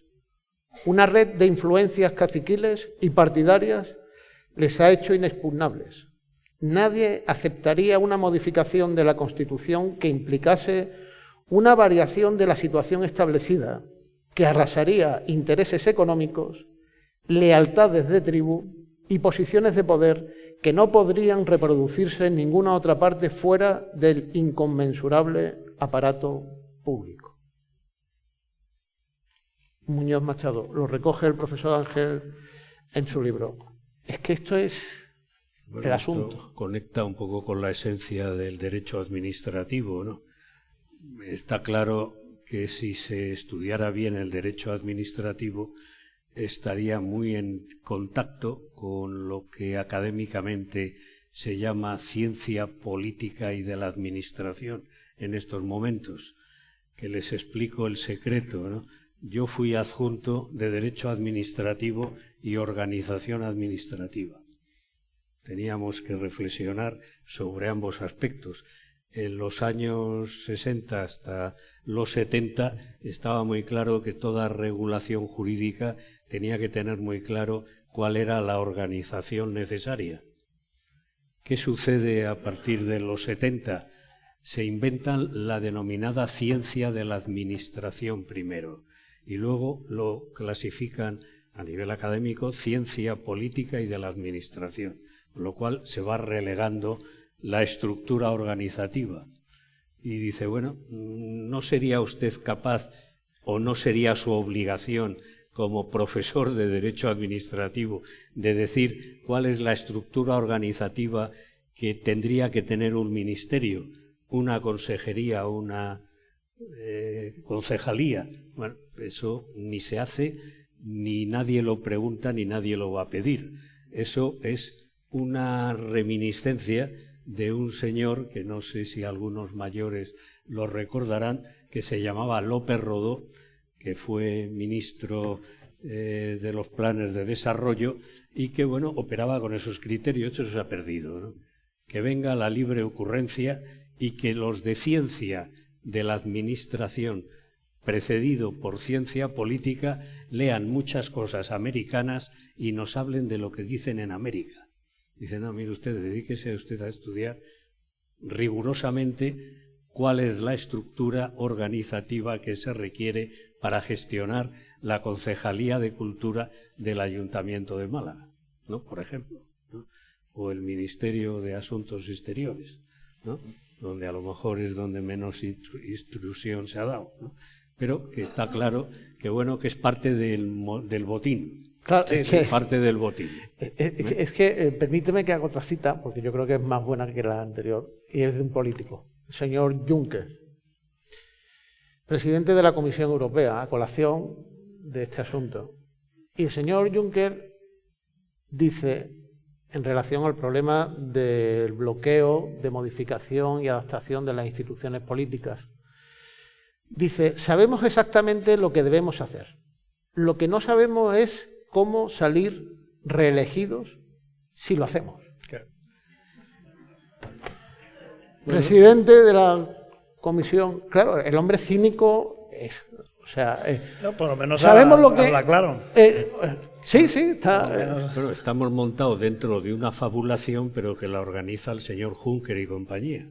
No lo olvidemos. Sí, efectivamente, sí, ¿no? Sí, Entonces, es decir, que yo creo que la gente común y normal tiene eso que se llama sentido común y se da cuenta del despropósito. Aunque a veces esté muy feliz por haber colado alguna sobrina con 99.000 euros en algún cargo de asesoramiento, ¿no? Pero que está claro que, bueno, que en su fuero interno se dará cuenta de que es que la sobrina no va a hacer nada, ¿no? Y va a costar 90.000 euros. Y que el cambio no va a venir de arriba. Y que el cambio no va a venir de arriba. Entonces, organización y métodos. Esto es algo que, bueno, que se ha perdido en los últimos 30 años. ¿Por qué? Porque ha habido una gran falacia, que es la desregularización. Desregularización. Que se regularice todo, ¿no? Que la Compañía Telefónica Nacional de España pase a ser del amigo de la derecha del expresidente Aznar, ¿no? For example, ¿no? Entre otras cosas, ¿no? Y se desarticula, pues bueno, pues toda la estructura y bueno, y se han tocado y se han desregularizado servicios públicos esenciales, ¿no? Dice, bueno, con esa desregularización ya no hay criterio organizativo alguno. Todo funciona por la libre ocurrencia de quien dirige la estructura. Y oportunismo. Y entonces lo que era acceso a la función pública mediante oposición se transforma en libre acceso, pues porque dirijo yo y como dirijo yo digo que necesito 500 cargos más, ¿no? Y bueno, y eso se ha proyectado pues en las cabeceras municipales. Dice, bueno, alcalde de la ciudad X. Yo siempre hablo de la ciudad en la que vivo actualmente. ¿Cuántos asesores tiene? Porque tiene muchos asesores el presidente del gobierno, pero proporcionalmente puede tener más el alcalde de Málaga. Dice, bueno, pero este despropósito, ¿cuándo lo van a cortar ustedes? No lo van a cortar. España, sin duda alguna, es muy rica, tiene realidades inconmensurables que son estudiadas incluso en Estados Unidos. Ahí está el paradigma de Mercadona, por ejemplo, ¿no? Que deja ver cómo puede crearse un potente sector de distribución en abierta competencia con la tradición francesa, por ejemplo, de los hipermercados, que está contribuyendo, por cierto, a que se vayan hundiendo progresivamente, ¿no? Y dice, bueno, tenemos gran capacidad y un sector privado importante. Y deja ver eso la vitalidad social. Pero luego tenemos los malandrines que están por arriba, pues bueno, pues satisfaciendo sus deseos, sus apetencias o sus corrupciones. Y despreocupados de la realidad Y social. despreocupados y no haciendo cuentas, porque como esto parece que el sistema tributario en medio de la crisis recauda más, pues dice, bueno, pues esto es maravilloso, ¿no? Hay crisis, Sí, bueno, claro. pero resulta que Hacienda hay que ver lo bien que recauda, ¿no? Sí, hombre, claro. Y además da cada subvención a cada insensato o insensata que quiere vivir de las subvenciones, porque tampoco en eso hay control. Claro, por eso, o sea, yo por eso insisto, no porque tenga particular animadversión, que no la tengo, que de verdad, aunque lo parezca, contra la agencia, que además tiene gente muy cualificada, No lo digo para que no me peguen un castañazo, porque eso va a suceder si tiene que suceder, pero es verdad, tiene gente muy cualificada. No, pero claro, yo pienso que está completamente conquistada por el poder político. Claro. Entonces, bueno, y que luego después además, pues los pocos funcionarios que a lo mejor plantean algún problema, pues son relegados a la oficina lejana de turno, ¿no? Entonces dice, bueno, mira, no voy a conseguir cambiar nada, encima además ya sabemos que está lo de plus de tal, no sé qué, o los ascensos y no sé cómo, no me voy a perder eso, porque total no voy a cambiar nada, ¿no? Y claro, en ese sentido es una dejación de funciones con respecto al ciudadano, porque en realidad quien debe servir, de nuevo la ficción, es al ciudadano, ¿no? Entonces yo por eso, dentro de eso, y ahí no entraría en el tema de la desregulación, pero sí en el adelgazamiento. Porque, claro, ya empieza uno a pensar que quizá esta ficción es que literalmente es una ficción. Es decir, que por más que decimos, no, el problema es que si cambias algo de aquí y de allá, toda esa estructura empezará a funcionar bien. Y entonces ya uno empieza a preguntar, bueno, igual es que no tiene que haber tanta estructura, porque la propia sociedad sabe organizarse bastante bien en determinadas cosas. ¿Por qué? Pues porque indefectiblemente uno ve que su comportamiento es que tiene un peso tan enorme, es que tienes a los políticos a través de su administración hasta en la sopa, ¿no? Es decir, claro, entonces al final atenazas la libertad individual de una forma que ya es insoportable. Hablo del caso español, no conozco otros, ¿no? Pero digo, el caso español lo tengo más a mano y por desgracia he estudiado, ¿no? Por el tema de hechos probados y por este que estudio ahora, ¿no? Hay una gran contradicción, es decir, el dato es que hay más generación de empleo público que empleo privado. Y dice, bueno, ahí tiene usted una bomba que va a hacer estallar el sistema. Porque, bueno, tiene que funcionar y pagar el sistema con lo que recauda agencia. Claro. Dice, o sea que, claro está, los que están en el sistema público y cobran del sistema público van a ser más que el sector privado. Y, por supuesto, van a cobrar más porque, bueno, pues dentro Sí, pero no van a ser más libres, Ángel. No, por supuesto. Porque es que nosotros estamos aquí y os puedo asegurar que aquí hay funcionarios públicos, autónomos, empresarios. Aquí estamos preocupados todos por algo que es la libertad política, que al final es la esencia, entiendo yo, que puede llevar a una sociedad a una prosperidad.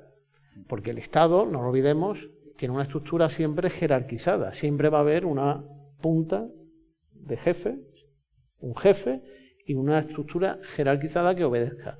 Yo creo que el ser humano no está diseñado para vivir dentro de esa estructura. Y tenemos la Unión Soviética como un ejemplo histórico, tenemos el régimen nazi como otro ejemplo, el fascismo de Mussolini.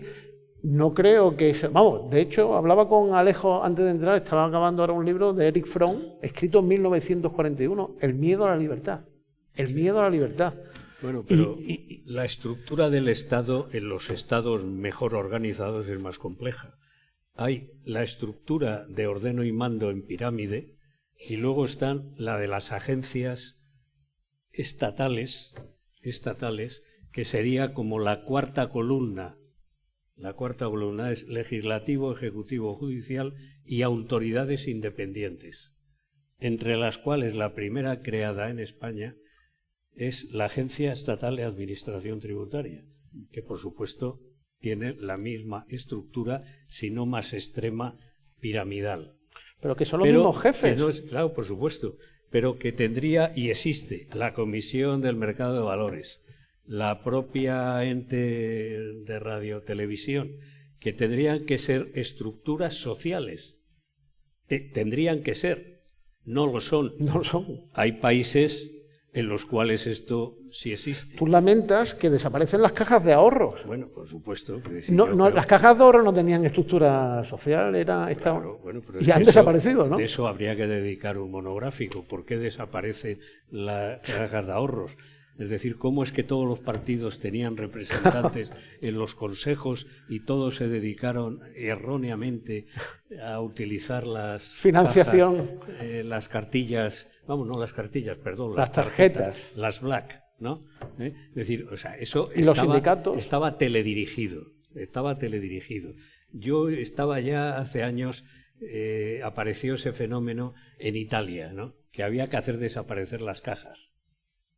Y bueno, pues han desaparecido en Italia y han desaparecido en España. Eso es parte del potencial del sector financiero mundial. Aquí nosotros somos los capitalistas. ¿Y qué es esto del ahorro popular? ¿No? Claro. ¿Qué es esto del ahorro popular? A pesar de que funcionaba espléndidamente y a pesar de que toda abuela o abuelo abría la cartilla de ahorro al recién nacido, ¿no? Y ha llegado un momento en que el censo de las cajas prácticamente era el censo nacional, ¿no? Pero bueno, se las han cargado, ¿no? Claro. Bueno, la corrupción institucional. Hay un colega de la Complutense que fue consejero del Banco de España y que alguna publicación tiene intuyendo ya esto, diciendo que iban a caer, ¿no? Iban a caer y han caído, ¿no? Y han caído, pues bueno, porque políticamente han querido que caigan, ¿no? Porque está claro que el resorte de los partidos es de una eficacia tremenda. Nadie que quiera salir en la foto debe de moverse, ¿no? Y resulta que han dejado mover a 4 cutreles para hundir las cajas, ¿no? Y dejándolas entrar con la disciplina y la intervención que tenían en especulaciones en el sector inmobiliario para que se hundan. Pues bueno. Por eso voy... Y hay otro dato, es decir, podemos pasar de las cajas al Banco Popular, ¿no? Y dejar ver lo que alguien llamaba el oculto sentido político, ¿no? De decir, bueno, diga usted, el mejor banco mundial resulta que se hunde al año siguiente. Es decir, fue elegido el primer gran banco por sus prácticas y tal, y se cae, ¿no? Y se cae. Y cuando se quiere controlar esa caída, resulta que, sorprendentemente, la Unión Europea niega el derecho de los accionistas perjudicados a ver el expediente y decir, oiga, pero mire usted, si esto no lo hacía ni el general Franco en sus primeros tiempos, ¿no? Bueno, y esto claro. Usted, bajo la advocación de la Virgen de Europa, que les recuerdo que tiene el anagrama de la coronación, ¿no? De la Inmaculada, niega usted el derecho de unos accionistas a ver un expediente en un banco que se ha cargado la autoridad llamada de regulación europea. Bueno, pues me parece absolutamente demencial y lo digo desde el referente primario del derecho del ciudadano al procedimiento administrativo. Claro. Que lo tenemos en España, pero parece que lo niegan en Europa a los ciudadanos españoles, ¿no? Bueno, es que sí, pero bueno, hay veces que es al contrario, es que hay veces que Europa es como que de repente es el último garante. Pero ¿qué es financia? Cuando aparecen finanzas, bueno, aparece como quien dice, pero vamos, esto es así porque es así. Sí, sí. Porque bueno, lo dice de nuevo la ficción. El G7. Claro, claro, por eso cuando sale lo del euro digital y tal, dice, no, hombre, no, ¿qué van a controlar y tal? Parece que vives en otro mundo, y dice, sí. Pero si no paramos de encontrar ejemplos en los que el poder político tiene una capacidad. Además, porque habéis mencionado regímenes que son bárbaros, no vamos a ponernos al nivel, ¿no? Pero desde luego que el aparato del Estado contemporáneo en Europa es mucho mayor que el de esos regímenes que han mencionado. Eso es verdad. Es objetivamente mucho más grande, objetivamente mucho más capaz de machacarte. El otro te tenía que mandar a la policía a casa y pegarte un tiro en la cabeza, ¿de acuerdo? Era más brutal. Pero digamos, en cuanto a hiperestructura, en cuanto a capacidad de inmersión en tu vida privada, vamos, son niños de teta. Esta es la realidad. Otra cosa es que no ejerzan con tanta evidencia o que se cuiden. O que, como decía al principio, uno se da cuenta cuando tiene un problema de dónde vive. Cuando tiene un problema y tiene que acudir a los tribunales, y ahí se da cuenta de dónde vive porque nota los resortes del Estado. Por eso nos educan en el egoísmo. Es que una de las cuestiones, y permitidme que sea crítico también, porque A mí, como me duele España, es donde vivo, donde he nacido, me siento español, yo veo una sociedad que está cada vez más aislada. Estamos perdiendo referentes como la familia. Es que, a poco que lo piensas, un hombre o una mujer de 25 o 30 años no puede tener hijos. Esto es una aberración. ¿Por qué? Porque cómo asumes una carga hipotecaria, un trabajo, la educación de los niños. Quiero decir, hay una tendencia a premiar determinadas conductas sociales, y enlazo con lo que mencionabas tú de estos funcionarios que quieren resistirse a los intereses impuestos de recaudación por encima de la ley o de los derechos fundamentales. Hay un vicio estructural que afecta a los valores sociales y al mecanismo de funcionamiento estatal, que premia determinadas conductas y castiga otras. Claro. Hay estructuras, o en la propia universidad, el pensamiento crítico. ¿Podríamos afirmar que en la Universidad Española se premia el pensamiento crítico o se castiga y se persigue y se silencia? Bueno, pues puede pasar igual, y de hecho pasa, en la propia administración del Estado, en las propias administraciones. Sí. Es la estructura la que castiga al bien intencionado. Es la estructura la que dice a la sociedad: no te preocupes de tu vecino, algo que se busque la vida. Hombre, que tú ve a lo tuyo, pero desde pequeñito.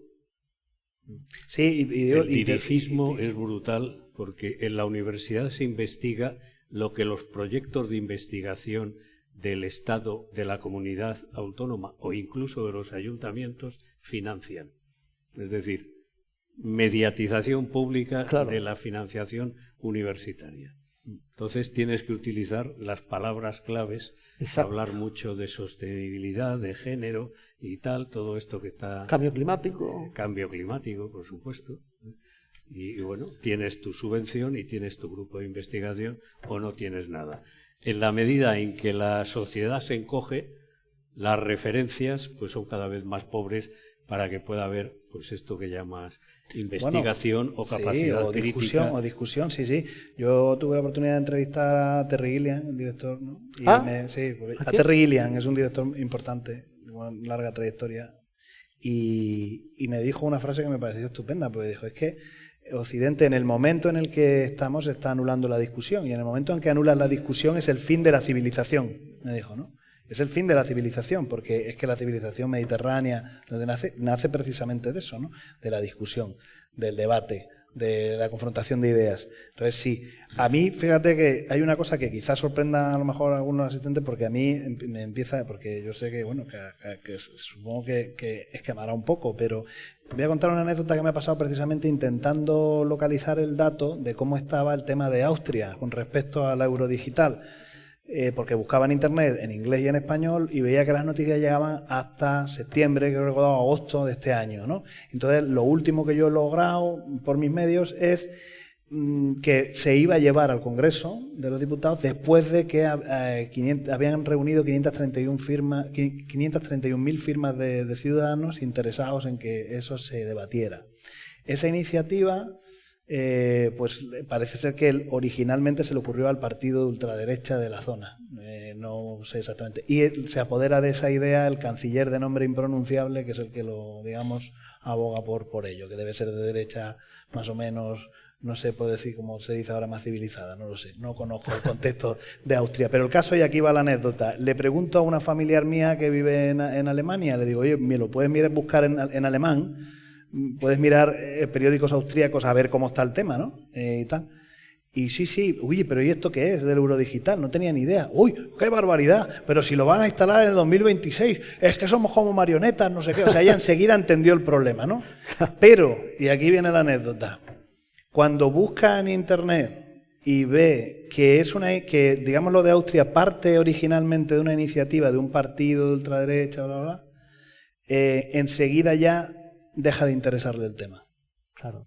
Se activa el mecanismo, la precaución, prejuicio, y entonces empieza a decirme: bueno, pero yo también esto es, y además yo ya estoy leyendo que, pero se va a mantener el efectivo, pero ya estaba en otra dinámica. Entonces, con esto quiero decir que, desde mi punto de vista, puede no compartirse, está siendo un problema el hecho de que reivindicaciones que probablemente compartís movimientos como el vuestro, ¿no? Y muchos otros que podemos compartir, en el momento en el que los coge un partido político denominado de ultraderecha o de derecha conservadora, está siendo un problema porque se elimina del debate muy fácilmente. Claro, claro. Entonces, y además también porque, ojo, esos partidos son estatistas a tope también, que tal vez a veces se olvida, que no quiero decir concreto porque nadie se ofenda, pero Vox está lleno de abogados del Estado, joder, ¿sabes? Es decir, es que está lleno de gente entonces quiero decir, sin herir sensibilidades, pero es verdad, es que al final son partidos políticos, tienen su estructura, y entonces, con eso quiero decir que cosas como esta, donde estamos gente que en principio me da igual, si además no tengo ningún problema con que yo en las últimas no he votado, lo digo ya, pero vamos, eso es una cuestión personal. Pero siempre he votado y he votado para aquí, para allá, es decir, no tengo problemas con nadie en ese sentido, pero detecto que está siendo un problema el hecho de que cosas que podemos compartir todos coja en partidos de este tipo como bandera porque dejan de estar en el debate público inmediatamente. Entonces empieza a tener mucha importancia movimientos civiles, cívicos, llamadlo como queráis. Claro. Pero cuidado, porque también estoy viendo esto de, no, la batalla cultural. Sí, la batalla cultural es la que quiere que se discuta el partido de turno. Es decir, que al final también está canalizado por la batalla cultural que quiere el PP o que quiere Vox. Y dices, hombre, no, joder, será la batalla cultural que quiere la población, ¿no? Alejo, precisamente te agradezco que hayas sacado este tema porque viene bien. Para aquellos que no conozcan el espíritu que nos mueve a los que hemos organizado este acto, no les quepa la menor duda de que todos los miembros del Grupo de Acción Prepolítica tienen su propia ideología. De hecho, esa ideología puede incluso cada uno de nosotros ir cambiando a medida que los acontecimientos de la realidad social vayan dictando un sentido u otro. Tienen su ideología, pero les puedo asegurar que lo que nos mueve no es la ideología. Nosotros no vamos persiguiendo ningún partido, no vamos a crear ningún partido, no perseguimos alcanzar ningún poder político. Y esto es difícil de entender en una sociedad como la nuestra que ha sido educada en un mundo autoritario, porque aunque no lo crean, el profesor Ángel remacha que la Constitución del 78 viene inspirándose en la ley orgánica de poder, concentración de poder. La ley orgánica del Estado del 67. Con el principio de concentración de poder, unidad de poder y coordinación de funciones. Esa es la Constitución del 78. Yo la veo así. No hay democracia en España. No hay separación de poderes. No hay representación política del elector. Eso es lo que nos mueve a nosotros. No vamos persiguiendo crear ningún partido, nadie que no se empeñe en buscarnos el color ideológico de la extrema derecha o de la extrema izquierda. Es más, voy a decir algo que a lo mejor a muchos puede ser que no les entre en la cabeza. Será cualquier ideología que respete esas reglas de juego que nosotros proponemos, es bienvenida. Hombre, sois repúblicos, ¿no? Como decía Trevijano. No nos da miedo. Sois repúblicos, digo, como decía Trevijano. Vamos a ver, es que no nos da miedo la ideología. La ideología es un pensamiento humano. Sí, lo que nos da miedo es el Estado y la tiranía. Claro, es que es el principal capaz de ejercer. Es decir, yo lo que me va a decir es que el hecho de que, porque los medios al final tienen una enorme fuerza, ¿no? Entonces, cosas que pueden ser un debate, ¿no? Si van canalizados a través de partidos que son inmediatamente, ¿no? Anulados, porque ya esa idea queda anulada porque la ha traído este partido a colación, bueno, pues pasemos de los partidos eso, por favor, porque es que hay cosas que yo creo que estaríamos de acuerdo una gran mayoría de la población, pero en el momento en que la coge determinado partido ya se fue al carajo, ya nadie quiere hablar del tema. Pero si lo coge como partido, lo coge como partido, ya, no hay es decir, otra, ¿no? Que todos los partidos pues que tengan el claro, guisa y que no se neutralice ni a una banda ni a la otra. Sí, pero bueno, no hay que ser ingenuo porque vivimos en el momento histórico que vivimos. Pero eso son como pedirle a... Hago una observación en relación con las exclusiones. El gran excluido, si menciono Fraga Iribarne, parece que menciona a uno la bicha de Balazote, ¿no? Y dice, pues mire usted, Fraga Iribarne tenía un esquema muy claro. La Constitución del 78 es fruto de un momento político. A los 20 años de aprobación de la Constitución, Fraga Iribarne junto con los otros 6 padres de la Constitución, parece que no había madres, ¿no? Pues dice que hay que reformar la Constitución. Y en el año 93, con gran distancia de los líderes en aquel momento del Partido Popular, desoyen la propuesta que hace como presidente de Galicia en el debate sobre el Estado de la Nación en el Senado, en que presenta 23 propuestas de reforma, que ahí quedan en el diario de sesiones, y que únicamente hizo parcialmente caso Rodríguez Zapatero cuando presentó la propuesta de 4 modificaciones.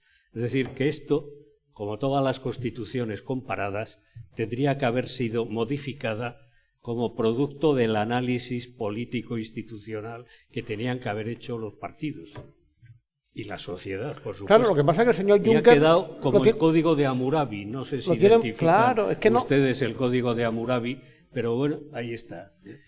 En bronce o en piedra o por eso seguir insistiendo, digamos, en la confianza de intentar revitalizar eso de alguna forma. Yo creo que el activismo civil es más importante. Esa es mi opinión. ¿Qué? Perdón. El activismo cívico, civil, bueno, si quieras, es infinitamente más relevante que intentar corregir una constitución que ya, como bien habéis ilustrado vosotros, parte de un si es que las reglas de juego tiene un origen. Están las cartas marcadas. Por eso, entonces es como querer darle vueltas a la bicha todo el rato. Esto es de la época del 600, claro. La época del 600.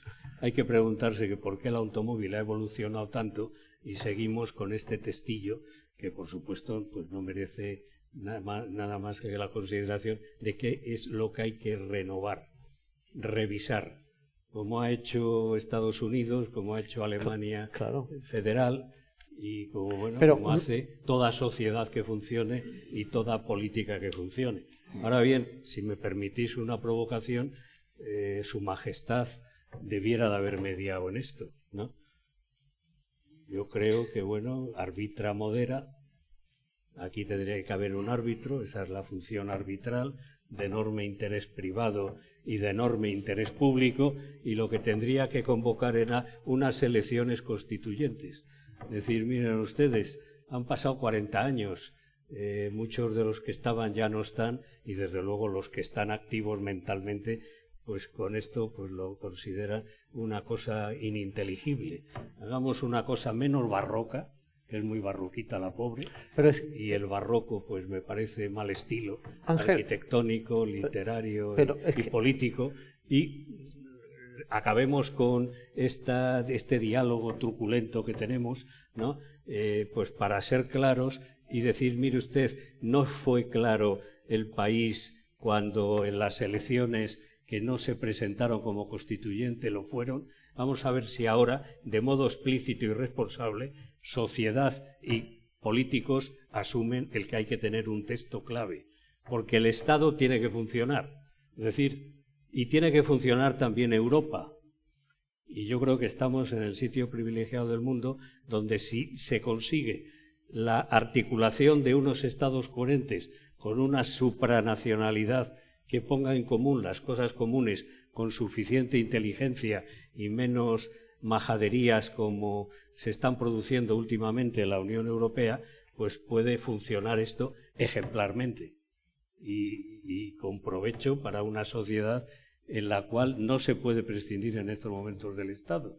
Del mismo modo que quizá no se pueda prescindir de las propias comunidades autónomas. ¿Por qué? Porque esto es algo que algunos autores escribieron muy bien y con mucha razón en la referencia de que España tenía que descentralizarse.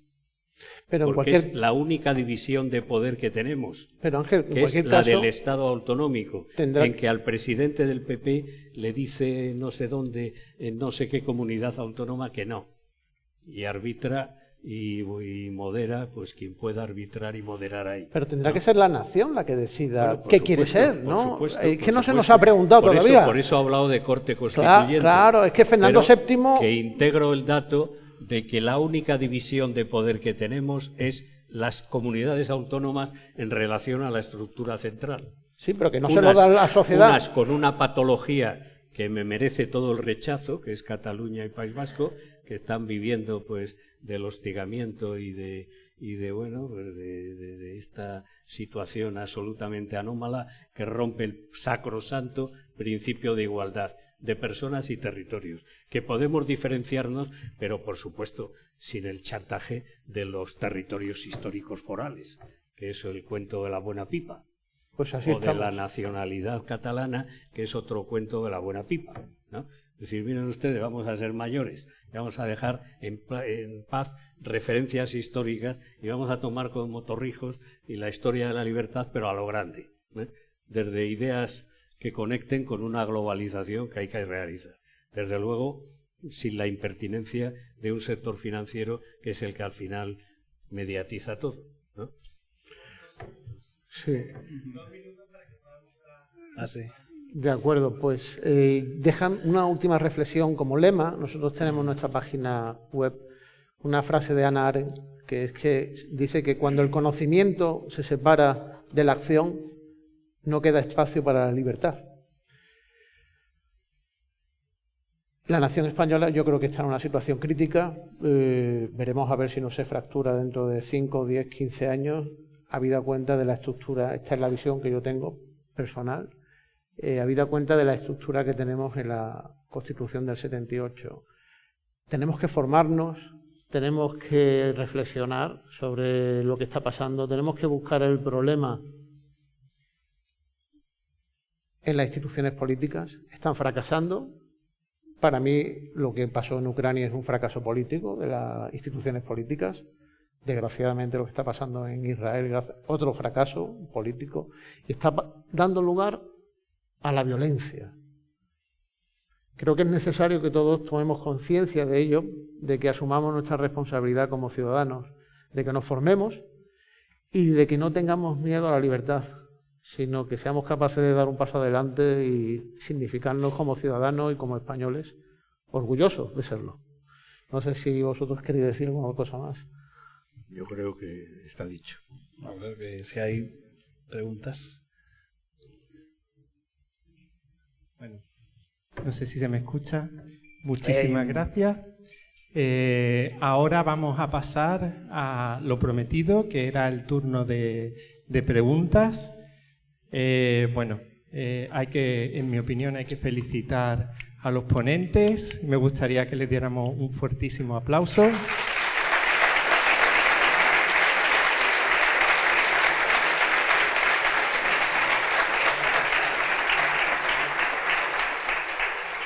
Y a lo mejor incluso yo mismo formulo también alguna pregunta, pero no voy a tomarme ese privilegio el primero, así que por favor, si alguien quiere formular alguna pregunta, que levante la mano. Lo que sí pido es que sea una cuestión más que una digresión y que además sea algo muy breve para que haya oportunidad de que otros también puedan participar. Así que el compañero David, que no lo veo por aquí, ¿dónde está? Está aquí. Ah, aquí.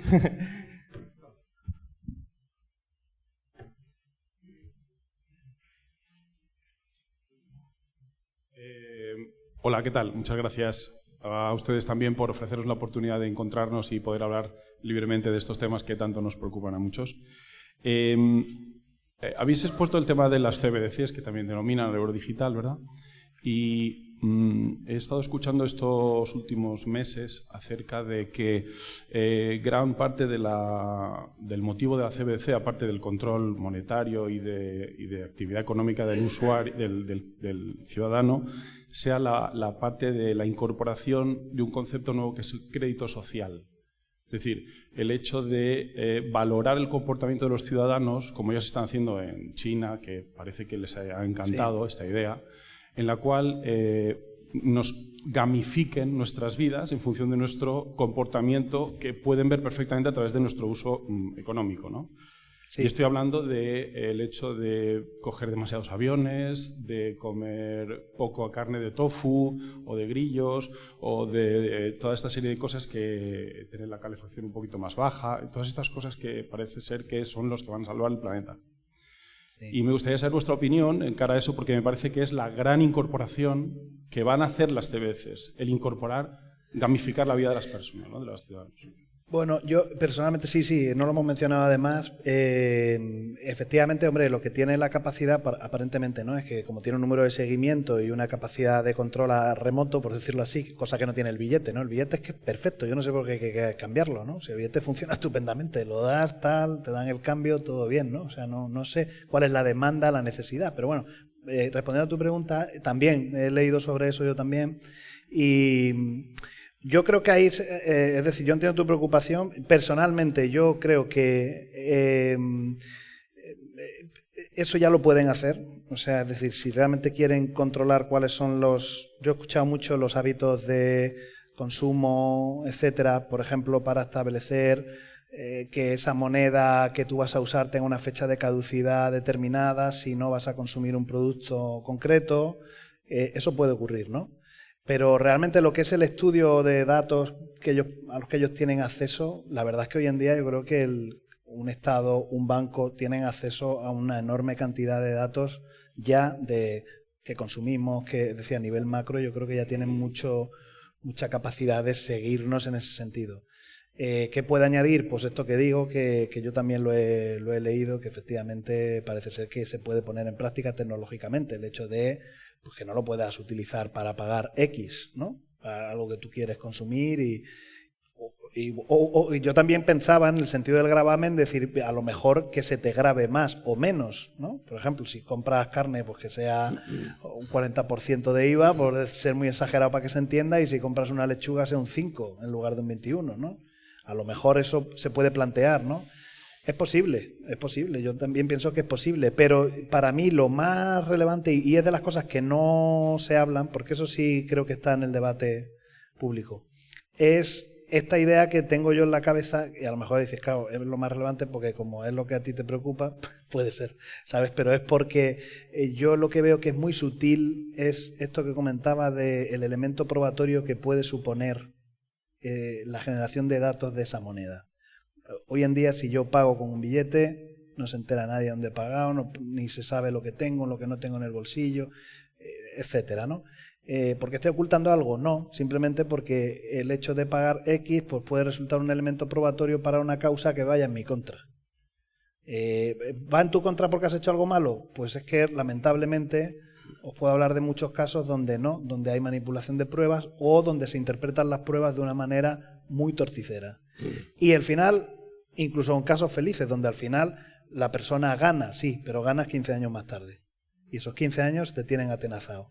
Entonces, ahí es donde veo yo, y eso sí que no lo estoy escuchando en el debate de la CDBDC. Probablemente a lo mejor porque eso lo hace particularmente España, y a lo mejor eso no sucede tanto en un país como Alemania, ¿no? Esto de coger la prueba y hacer lo que... Te pongo un ejemplo que conozco, además se ha publicado, pero este lo conozco personalmente porque he estado siguiéndolo, este caso, y conozco a los protagonistas del caso, y es un ejemplo que yo creo que es muy ilustrativo. Ha salido en prensa, es una inspección donde se manipula un ordenador. El perito de parte lo demuestra, el perito judicial confirma lo que está demostrando el perito de parte. Vamos, es evidente, si lo confirma el perito judicial, ¿no? Pues no han condenado a nadie. Es decir, o sea, no ha servido para nada. Es decir, está probado que la cadena de custodia no se respetó y no sirve para nada. Es decir, al final dices tú, bueno, joder, es que puede suceder que se imponga el criterio de la otra parte, aunque haya pruebas en contra. Por eso, lo de generar pruebas en qué compro, qué no compro, dónde estoy en este momento que compro, etcétera, yo eso creo que potenciar eso, ¿para qué? Si hay un método anónimo que es estupendo, que tú... Yo, por ejemplo, con el debate este de los taxis contra los Cabify, no sé qué, yo simplemente, yo estoy de acuerdo con el libre mercado y todo, o sea que no tengo pero me colocaba a favor de los taxis básicamente porque me encanta ir a la calle y hacer... y darle y no tener que hacerlo a través de una app. O sea, ¿por qué tengo que dejar registrados datos que sé que además la agencia consulta? De qué punto a qué punto vas. ¿Qué empresa se le va a oponer si la agencia llama a la puerta de una empresa? ¿Qué empresa va a decirle que no a la agencia si le pide datos concretos? O sea, en ese sentido, todas transigen, ¿eh? Eso es así. Entonces, en ese sentido, todas digo hasta las gordas. famosas que se supone que son las que nos van a inundar, Google, tal, le facilita datos al Estado.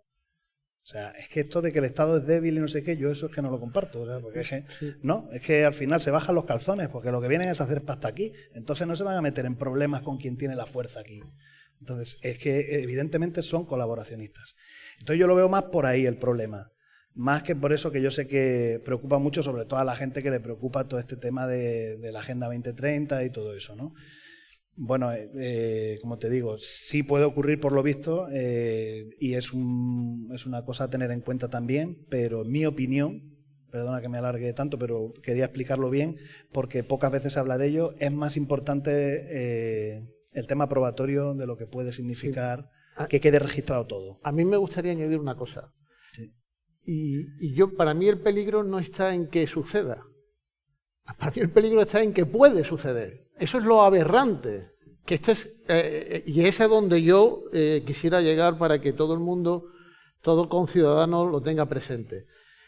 Tu pregunta, que es muy oportuna, está planteando una realidad. Es que puede pasar. ¿Pero por qué puede pasar?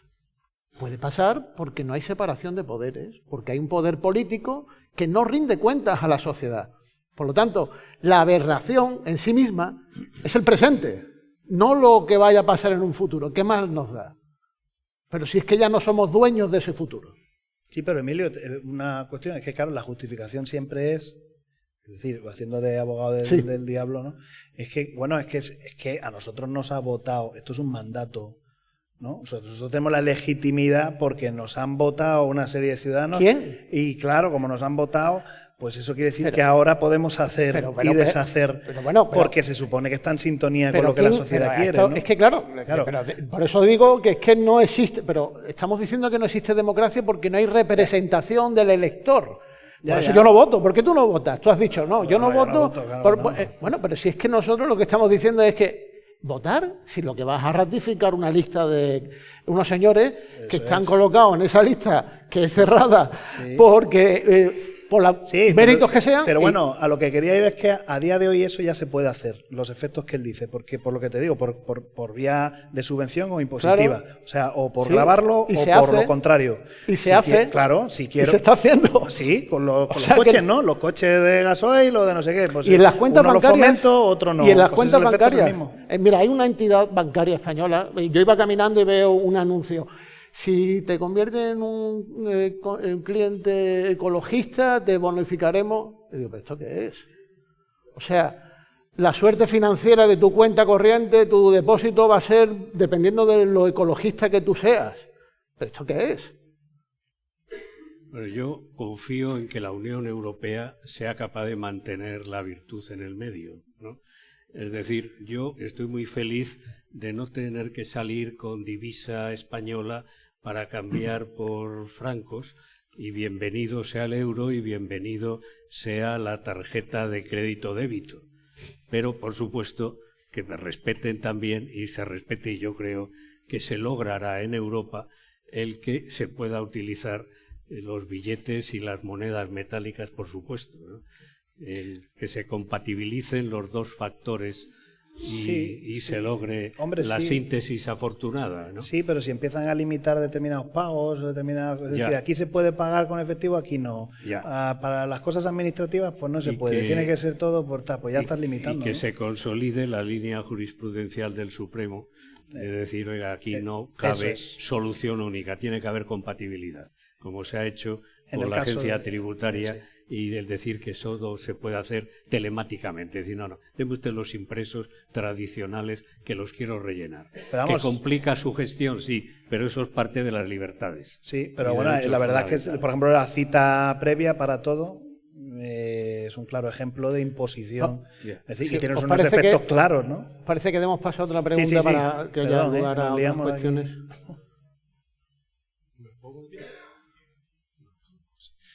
Muy buenas. Antes de todo, gracias por el coloquio, ha sido muy bueno. Y tengo varias preguntas, pero voy a ser breve y voy a empezar solo con una mejor, que es sobre el ámbito económico, ya que en este caso estamos hablando del dinero.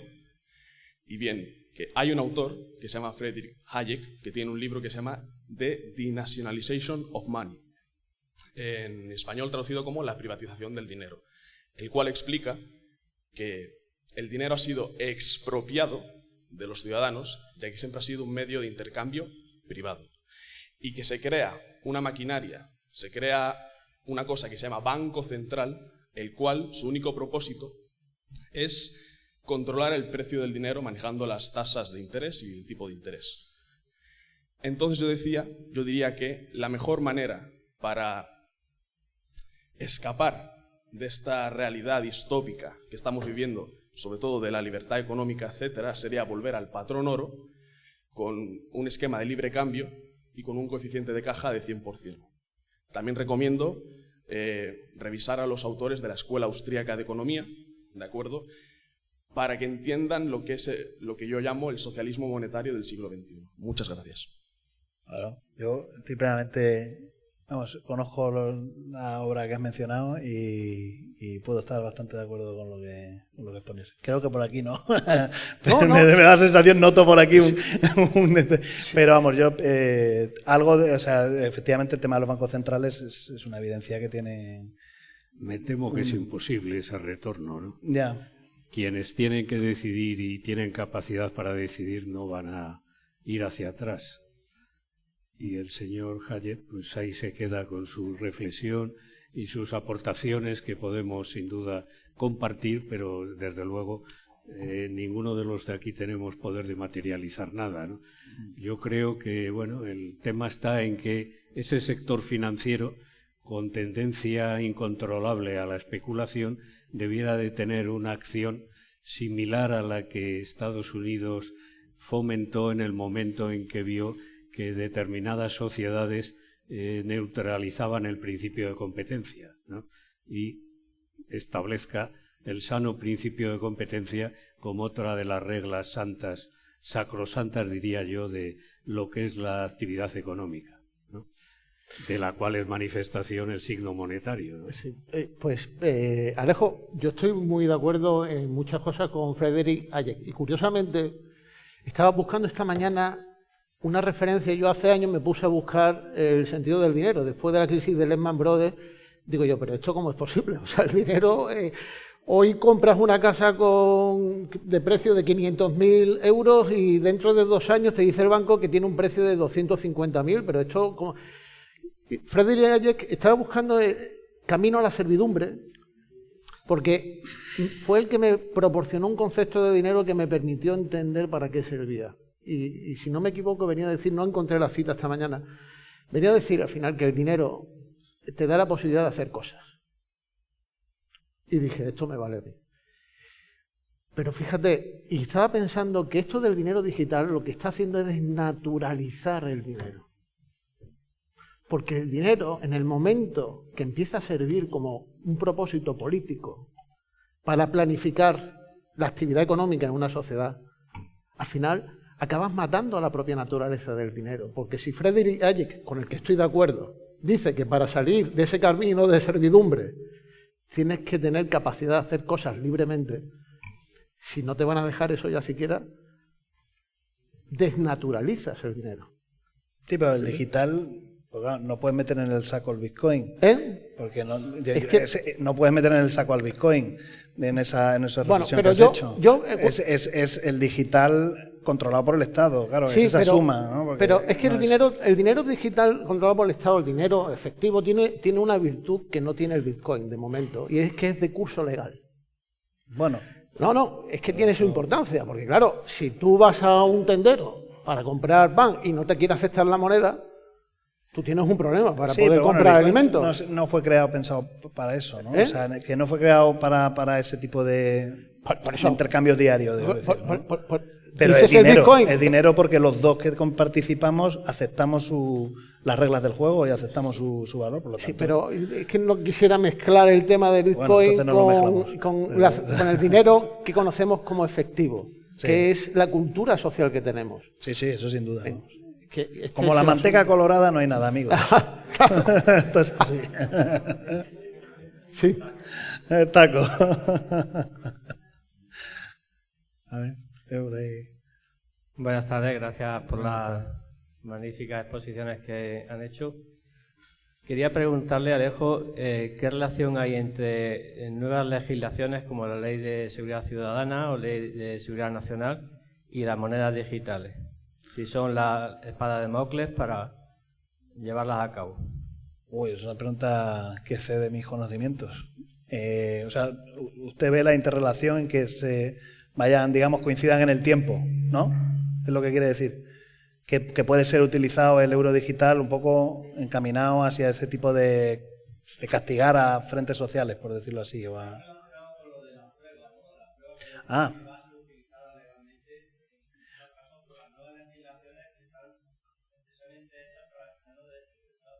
Bueno, pues, a ver, puede ser, no sé en qué, habría que ver el contexto, pero claro que sí, o sea, quiero decir, cualquier cosa que se pueda utilizar como prueba, como elemento probatorio, que controle el Estado, tiene ese peligro. Tiene ese peligro. Tienes ejemplos penales, si quieres que vayamos a un ejemplo penal, esta mañana venía para acá y me acordaba del famoso caso que fundamentó la película El nombre del padre, ¿os acordáis? Se comió 15 años de cárcel y su padre murió en la cárcel. Las pruebas habían sido manipuladas por la policía, ¿no? Era un caso conveniente para el Estado británico en ese momento y te comes la cárcel tú, tu familiar, tú y tú el otro, ¿no? En base a unas pruebas que resulta que luego no tiene ninguna consistencia, ¿no? Va un poco por ahí lo que... Entonces, bueno, supongo que se puede aplicar a otras cosas. Yo lo aplico en el tema tributario porque es lo que tengo más estudiado. Pero supongo que sí, claro, se podría aplicar en otros sentidos.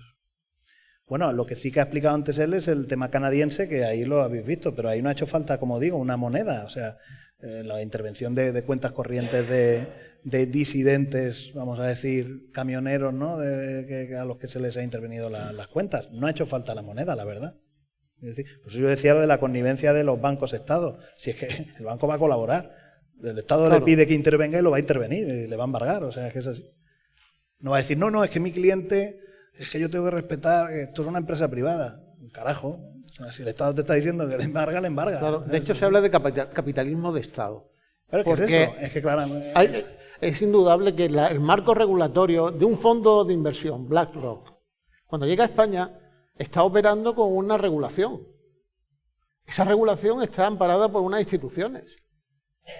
Por lo tanto, si BlackRock puede estar entrando en nuestras IBEX 35, lo está haciendo amparándose en una regulación que a fin de cuentas viene dictada por unas instituciones políticas. Ahora, esto más que con la Ley de Seguridad Ciudadana tendría que ver con el conjunto de las leyes procesales. Claro. Que, como se saben, son del antesiglo. Sí, del siglo XIX, correcto.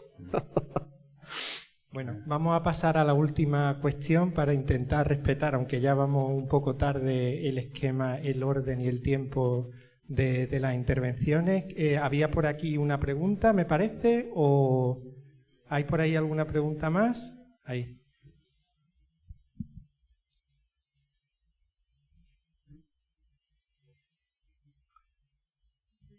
Bueno, muchas gracias por todo lo que estoy aprendiendo, porque yo de economía sé muy poco. Pero lo que sí sé un poco es cómo veo que se va cercenando cada vez más la capacidad de acción, que dice que es uno de los principios para lo que está el dinero, ¿no? Como ha definido. Entonces, pienso, hemos hablado que el Estado es demasiado rimbombante llamarlo así, porque dices un tinglaillo que se va degradando y se degradará mucho más. Y este tinglaillo cada vez se organiza mejor para tenernos más atados de pies y manos y poder seguir haciendo su tinglaillo, sacando los recursos de los que lo sufrimos. Entonces veo que por una parte las personas con las que hablo tienen miedo a la ruptura con la Constitución del 78, con los que han formado esa estructura básica por la que se puede montar el tinglaillo. Y que los ciudadanos no tenemos ningún mecanismo real para controlarlo. Entonces, por ejemplo, este euro digital, el ciudadano que está viendo que es un peligro para él, que no es ninguna defensa de sus libertades, pues no lo puede parar. Y a la vez ese ciudadano, cuando se le habla de esa ruptura, enseguida se enrosca en la ficción que hemos estado hablando al principio y dice, no, porque es que eso no puede ser, estos son nuestras reglas y dentro de estas reglas lo tenemos que hacer. Entonces ahí es algo muy difícil, que poder llegar a la conciencia de darte cuenta de lo que te está aplastando y decir, el camino es la ruptura y entre todos construyamos nuestra propia versión. Entonces, en esto del euro digital, ¿tenemos alguna capacidad para pararlo? Buenísima pregunta. Yo creo que lo que tenga que suceder va a suceder, lamentablemente. Pero yo por eso me voy a lo mínimo, es decir, que me voy a solicitar lo más pequeño que podemos. En el contexto español, yo en ese contexto lo que intentaría es derogar, y esto creo que sí se puede hacer, la ejecutividad de la administración. Es decir, la capacidad de embargarte mañana, sin pasar por un juez antes. ¿Por qué? Porque ahí sí que veo que sí que es algo que puede traer en debate público, en el caso español, ya luego que es el que me preocupa y el que conozco, a nivel europeo no lo sé. Pero ese debate yo creo que sí, porque además yo ya lo he escuchado a gente que ha sido, es decir, no es una cosa que se me haya ocurrido a mí, realmente. Lo he escuchado ya en gente que ha tenido altos cargos, incluso en el caso de la agencia, dentro de la agencia. Es decir, esto es una cosa que se debe discutir. La administración debe tener tanta fuerza sobre el ciudadano, porque entonces sí, esa fuerza más euro digital, cuidado, ¿no? Porque entonces, puedo decir, te embargo tu cuenta corriente y tus euros digitales. Eso sí que creo que sí puede plantearse un debate que minimice un poco lo que es inevitable, que si va a tener que llegar porque las corrientes de pensamiento político europeo van en esa dirección, no solamente europeo, son 120 bancos centrales los que están investigando el tema de la CBDC, es decir, que es una cosa a nivel mundial. Entonces parece inevitable, lo que sí que podemos intentar aminorar su fuerza. En YouTube vi que Rayo, que es un tío inteligente, pero que yo creo que ahí pecó un poco de inocente, o decir, no, es que lo que tienen es que, que tiene que asegurar la Unión Europea que la moneda no sea como lo del Bitcoin, es decir, que no se pueda, que su estructura se genere de forma que no pueda ofrecer datos que vayan contra el ciudadano, ¿no? Es decir, que de esa manera desde su origen se ha creado de forma que no pueda ser utilizado contra el ciudadano. Claro, esto es un poco una inocencia, es muy naif, ¿no? Porque cualquier cosa donde el Estado ve que puede meterla, lo va a hacer. Y a lo mejor lo que hará es no decírtelo, pero lo hará, ¿no? Entonces, yo creo que eso es inevitable, porque ya se viene, ya se está hablando, ya están preparando y caldeando el ambiente. Quizá, a lo mejor, lo único que está en nuestra mano, aparte de esto que he dicho, que yo creo que sí es un debate que se puede plantear a nivel popular en España y que se debe plantear, el tema de la fuerza de la administración, que no es parejo en todos los estados europeos, eso sí que es verdad, no todos los estados europeos tienen una administración o esas prerrogativas como la española. Pues aparte de eso, pues yo creo que ahí sí esa llamada batalla cultural de no entregarse a la primera de cambio al concepto de que, bueno, si viene del Estado estará bien hecho, ¿no? Quiero decir, hombre, ya lo habrán pensado los señores de Bruselas para que esté todo correcto, pues no da por sentado, porque eso desde luego no, y es ser muy mosca cojonera, si me permite la expresión. Bueno, yo no sé si es la fuerza de la administración o la fuerza de los políticos manipulando a sus funcionarios y empleados. Pero digo, doy un dato. Algunos aquí han estudiado y han aprobado con alta nota el derecho administrativo, pues escribiendo que los actos de la administración, que son los de los políticos que los inducen, claro, son ejecutivos y ejecutorios. Son dos palabrotas, Son dos palabrotas que, bueno, están en contradicción con la esencia de lo que es el Estado de Derecho. Claro. Pero bueno, eso lo lleva diciendo la ley del 56, la ley del 92, lo ha ratificado la reforma del 2009 y lo ha ratificado la reforma del 2015.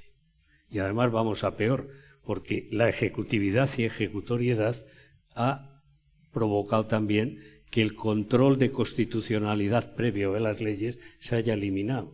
O sea, vamos a contrapelo. Claro.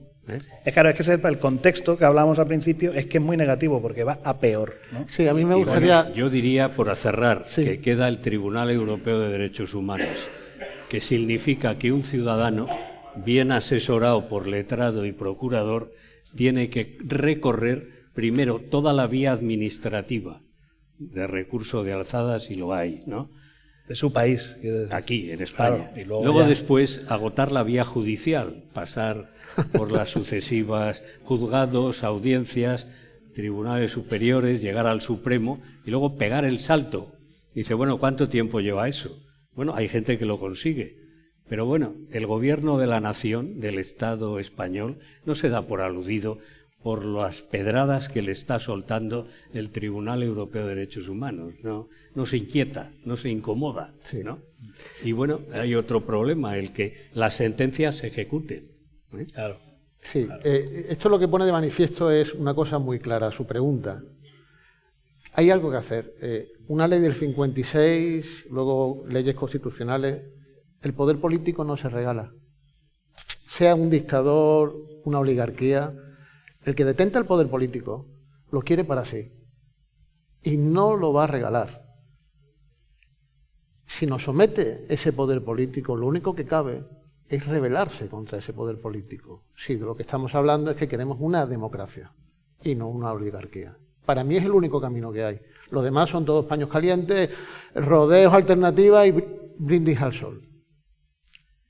El absolutismo político del cual partimos, con reyes acompañados de religiosos, por eso decía al principio lo del don de los párrocos, ¿no? Es el gran tema, es decir, que salvo los Estados Unidos con sus 13 estados fundacionales que se fueron y dejaron a esta corte de reyes y de sacerdotes, el resto, en el cual estamos en Europa y particularmente en la sacrosanta España, nos va a costar mucho llegar al final, de hombres libres y mujeres libres, ¿no? Y es más, pues hay adelantos y luego seguido regresiones. Torrijos lo ilustra muy bien, vuelvo a repetirlo, ¿no? No sé si se me escucha. Vamos a tener que ir ya concluyendo y me tomo un poco el privilegio de haceros la última pregunta. Esto en relación a mi propia experiencia. Bueno, yo aquí el papel que tengo es el más fácil porque soy sencillamente el moderador, entre comillas, pero realmente ya habéis visto que he moderado más bien poco. Pero soy un ciudadano de a pie, ¿no? No soy experto en estos temas. Y habéis nombrado varias cosas que me parecen muy sugerentes y no sé si querríais añadir algo más. Por un lado, habéis hablado de la cantidad de tribunales que tiene el ciudadano que ir pasando para hacer valer sus derechos. Y eso lo relaciono con el gobierno de nadie. El gobierno de nadie era una definición que hizo Hannah Arendt, en el cual se utiliza la burocracia como la forma más tiránica de gobierno que pueda existir, porque no queda nadie a quien le pueda reclamar. Y eso yo lo estoy viendo todos los días cuando tengo que hacer cualquier trámite y no consigo la cita para poder hacer el trámite, ¿no? A mí me parece que el gobierno de nadie ya está ahí, ¿no? Y otra cosa que también me parece interesante, y esto hablo ya de mi propia experiencia, por si queréis comentar algo y ya cerramos. He vivido en varios países y he sido declarante, ¿no? Me he comprado una casa, por ejemplo, en Suecia. Viví bastantes años en Suecia. Cuando firmé, también tengo aquí una propiedad. Cuando firmé mi propiedad de aquí eran 30 páginas. Cuando firmé mi propiedad en Suecia era una página con letra de 12 o 14 puntos separados con grandes espacios. Cuando hice mi declaración de la renta, la hice en muchas ocasiones en Suecia, la declaración ya te viene hecha. Entonces tú solamente tienes pues que aceptarlo o corregir cualquier cosa. Es una sola página Y abajo hay un apartado de texto libre donde tú escribes si tienes alguna duda. Es decir, si dudo realmente sobre cómo tengo que declarar esto o dónde tendría que poner esto, si tengo que declararlo, pues tengo un espacio para poder escribirlo. Todo eso me hace pensar que a veces creemos que la única forma en la que se pueden gestionar las cosas es la forma en la que vemos, en la que estamos acostumbrados a movernos, ¿no? Pero es que fuera de nuestras fronteras, incluso dentro de la propia Unión Europea, las cosas ya se hacen de una manera muy diferente. No sé si queréis decir algo al respecto de esto que acabo de proponer así de improviso. Bueno, como estamos en un sistema sacrosanto, la administración tiene su liturgia y sus estupideces soberanas, ¿no? ¿Qué más voy a decir, ¿no? Simplemente comentar aquello de anda poco y anda grave, que bueno, que es parte también del porte funcionarial, ¿no? Que implica corbata y traje también, ¿no? Es curioso porque además estás mencionando un país que tiende a verse de España como una especie de modelo socialdemócrata y tal. Y claro, y luego te ves que son en muchas cuestiones mucho menos intervencionistas que España, ¿no? Es que España es la hostia de intervencionista, o sea, es que tienen estado gordísimo. Entonces, yo creo que seguir esa senda es el camino, y creo que el problema es que en España estamos en una estructura mental que no acabamos de ver que lo que nos sobra es Estado. Es que literalmente es así. Nos sobra administración, nos sobra Estado. No es que vamos a ver si hacemos una cosa, otra nueva regulación para mejorar esta, no, déjese usted de líos, reduzca. Porque es que al final las leyes que son muy farragosas no son justas, las burocracias que son muy farragosas no funcionan bien. Es decir, limítese usted, que la sociedad no necesita tanta guía, que la sociedad también tiene su propia, pues eso que te pasa a ti. Si tu contrato era de casa, de compra, de un folio, ¿para qué más? ¿No? Es que no hace falta más. Un contrato de compraventa no es tan complicado. Entonces, hacer las cosas complicadas suena a gente que necesitas que haya tener una razón de ser, ¿no? Pero eso ya no tiene que ver con la necesidad del ciudadano, tiene que ver con que la necesidad de ese señor de existir. Pero hay una cosa que no puede tener liturgia o que no la tiene, ¿no? Si yo soy amigo del alcalde, puedo contratar a una sobrina inmediatamente. Ah, claro. Al día siguiente puede estar ya en el gabinete, claro. ¿no? Claro, es decir, que son la cara y la cruz de algo que, bueno, por aquello de acabar, haría mi voto pues para que el tema de la moneda se controlara a nivel europeo y se controlara las alternativas de esa proposición de ley a la que has hecho referencia, y sobre todo por garantía de que los niños y las niñas pues puedan contar con monedas, ¿no?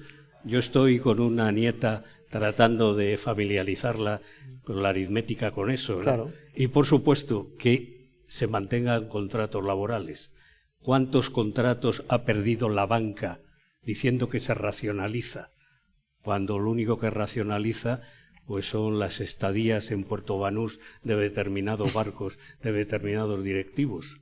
Es decir, que ahí tiene que haber atención a la infancia y atención a los trabajadores como sectores sensibles de una sociedad que no puede ser maltratada, ¿no?, por racionalizar del sector financiero, ¿no?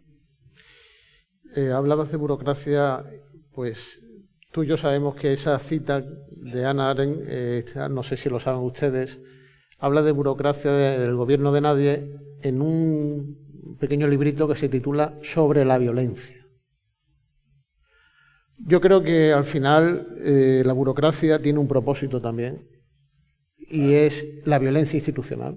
Claro, el terror de terror de Estado, burocrático. Claro, que esto sí que también daría para otro capítulo, hacer un análisis de lo que es la violencia institucional, cómo condiciona el día a día de los ciudadanos a través de determinados mensajes, ¿no?, y requisitos. Entonces, Hannah Arendt, que ese libro ya tiene unos cuantos años, ya lo anticipaba. El problema que que mencionabas de Suecia como modelo, yo es que tengo la sensación de que Suecia va siguiendo a España, y no España a Suecia, que es que el vórtice lo que está haciendo es atraer a la masa al centro totalitario, ¿sabes? Y nosotros que llevamos más ventaja, pues nos vamos burocratizando todavía mucho más, y creo que Suecia está tropezando con esa socialdemocracia que hablábamos, donde el amparo del bienestar estatal está alimentando su propio enemigo.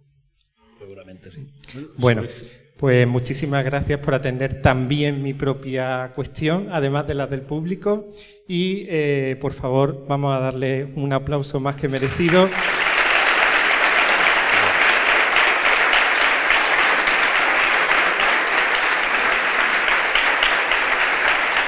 Bueno, pues nos levantamos. Y además, vamos, por favor, todavía no os vayáis porque queremos daros unos pequeñísimos detalles. Vale. Vamos allá. Harás un tag. Un sobre con un sobre no. Con efectivo. Me temo que eso no. Efectivo no hay. cae. Pero para Emilio. Muchas gracias, sí señor. Muchas gracias. Para Alejo, un pequeño recuerdo para gracias, que siempre recordéis Oye, pues mira, vuestra qué guay. contribución Qué a esta bien. jornada. Pues muchas gracias. Muchas gracias. Un orgullo. Muchísimas gracias.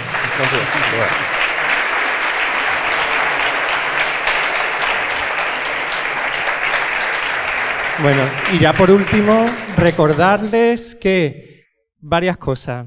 Ahí contamos con, al fondo de la sala, con un muestrario con libros de uno de las que van a ser los ponentes del siguiente coloquio, doña Cristina Martín Jiménez, y además recordarles también que volvemos de nuevo aproximadamente sobre las 7 menos 10, 7 menos 5, es decir, nos vamos a tomar un pequeñísimo intermedio y ya por último me han pedido por parte de la organización y la seguridad que cuando volvamos lo hagamos a los mismos asientos en los que ya estábamos. Y si necesitan saber más sobre este grupo, ya veo que tienen ganas de levantarse, ahí hay tarjetas que pueden cogerlas. Muchas gracias.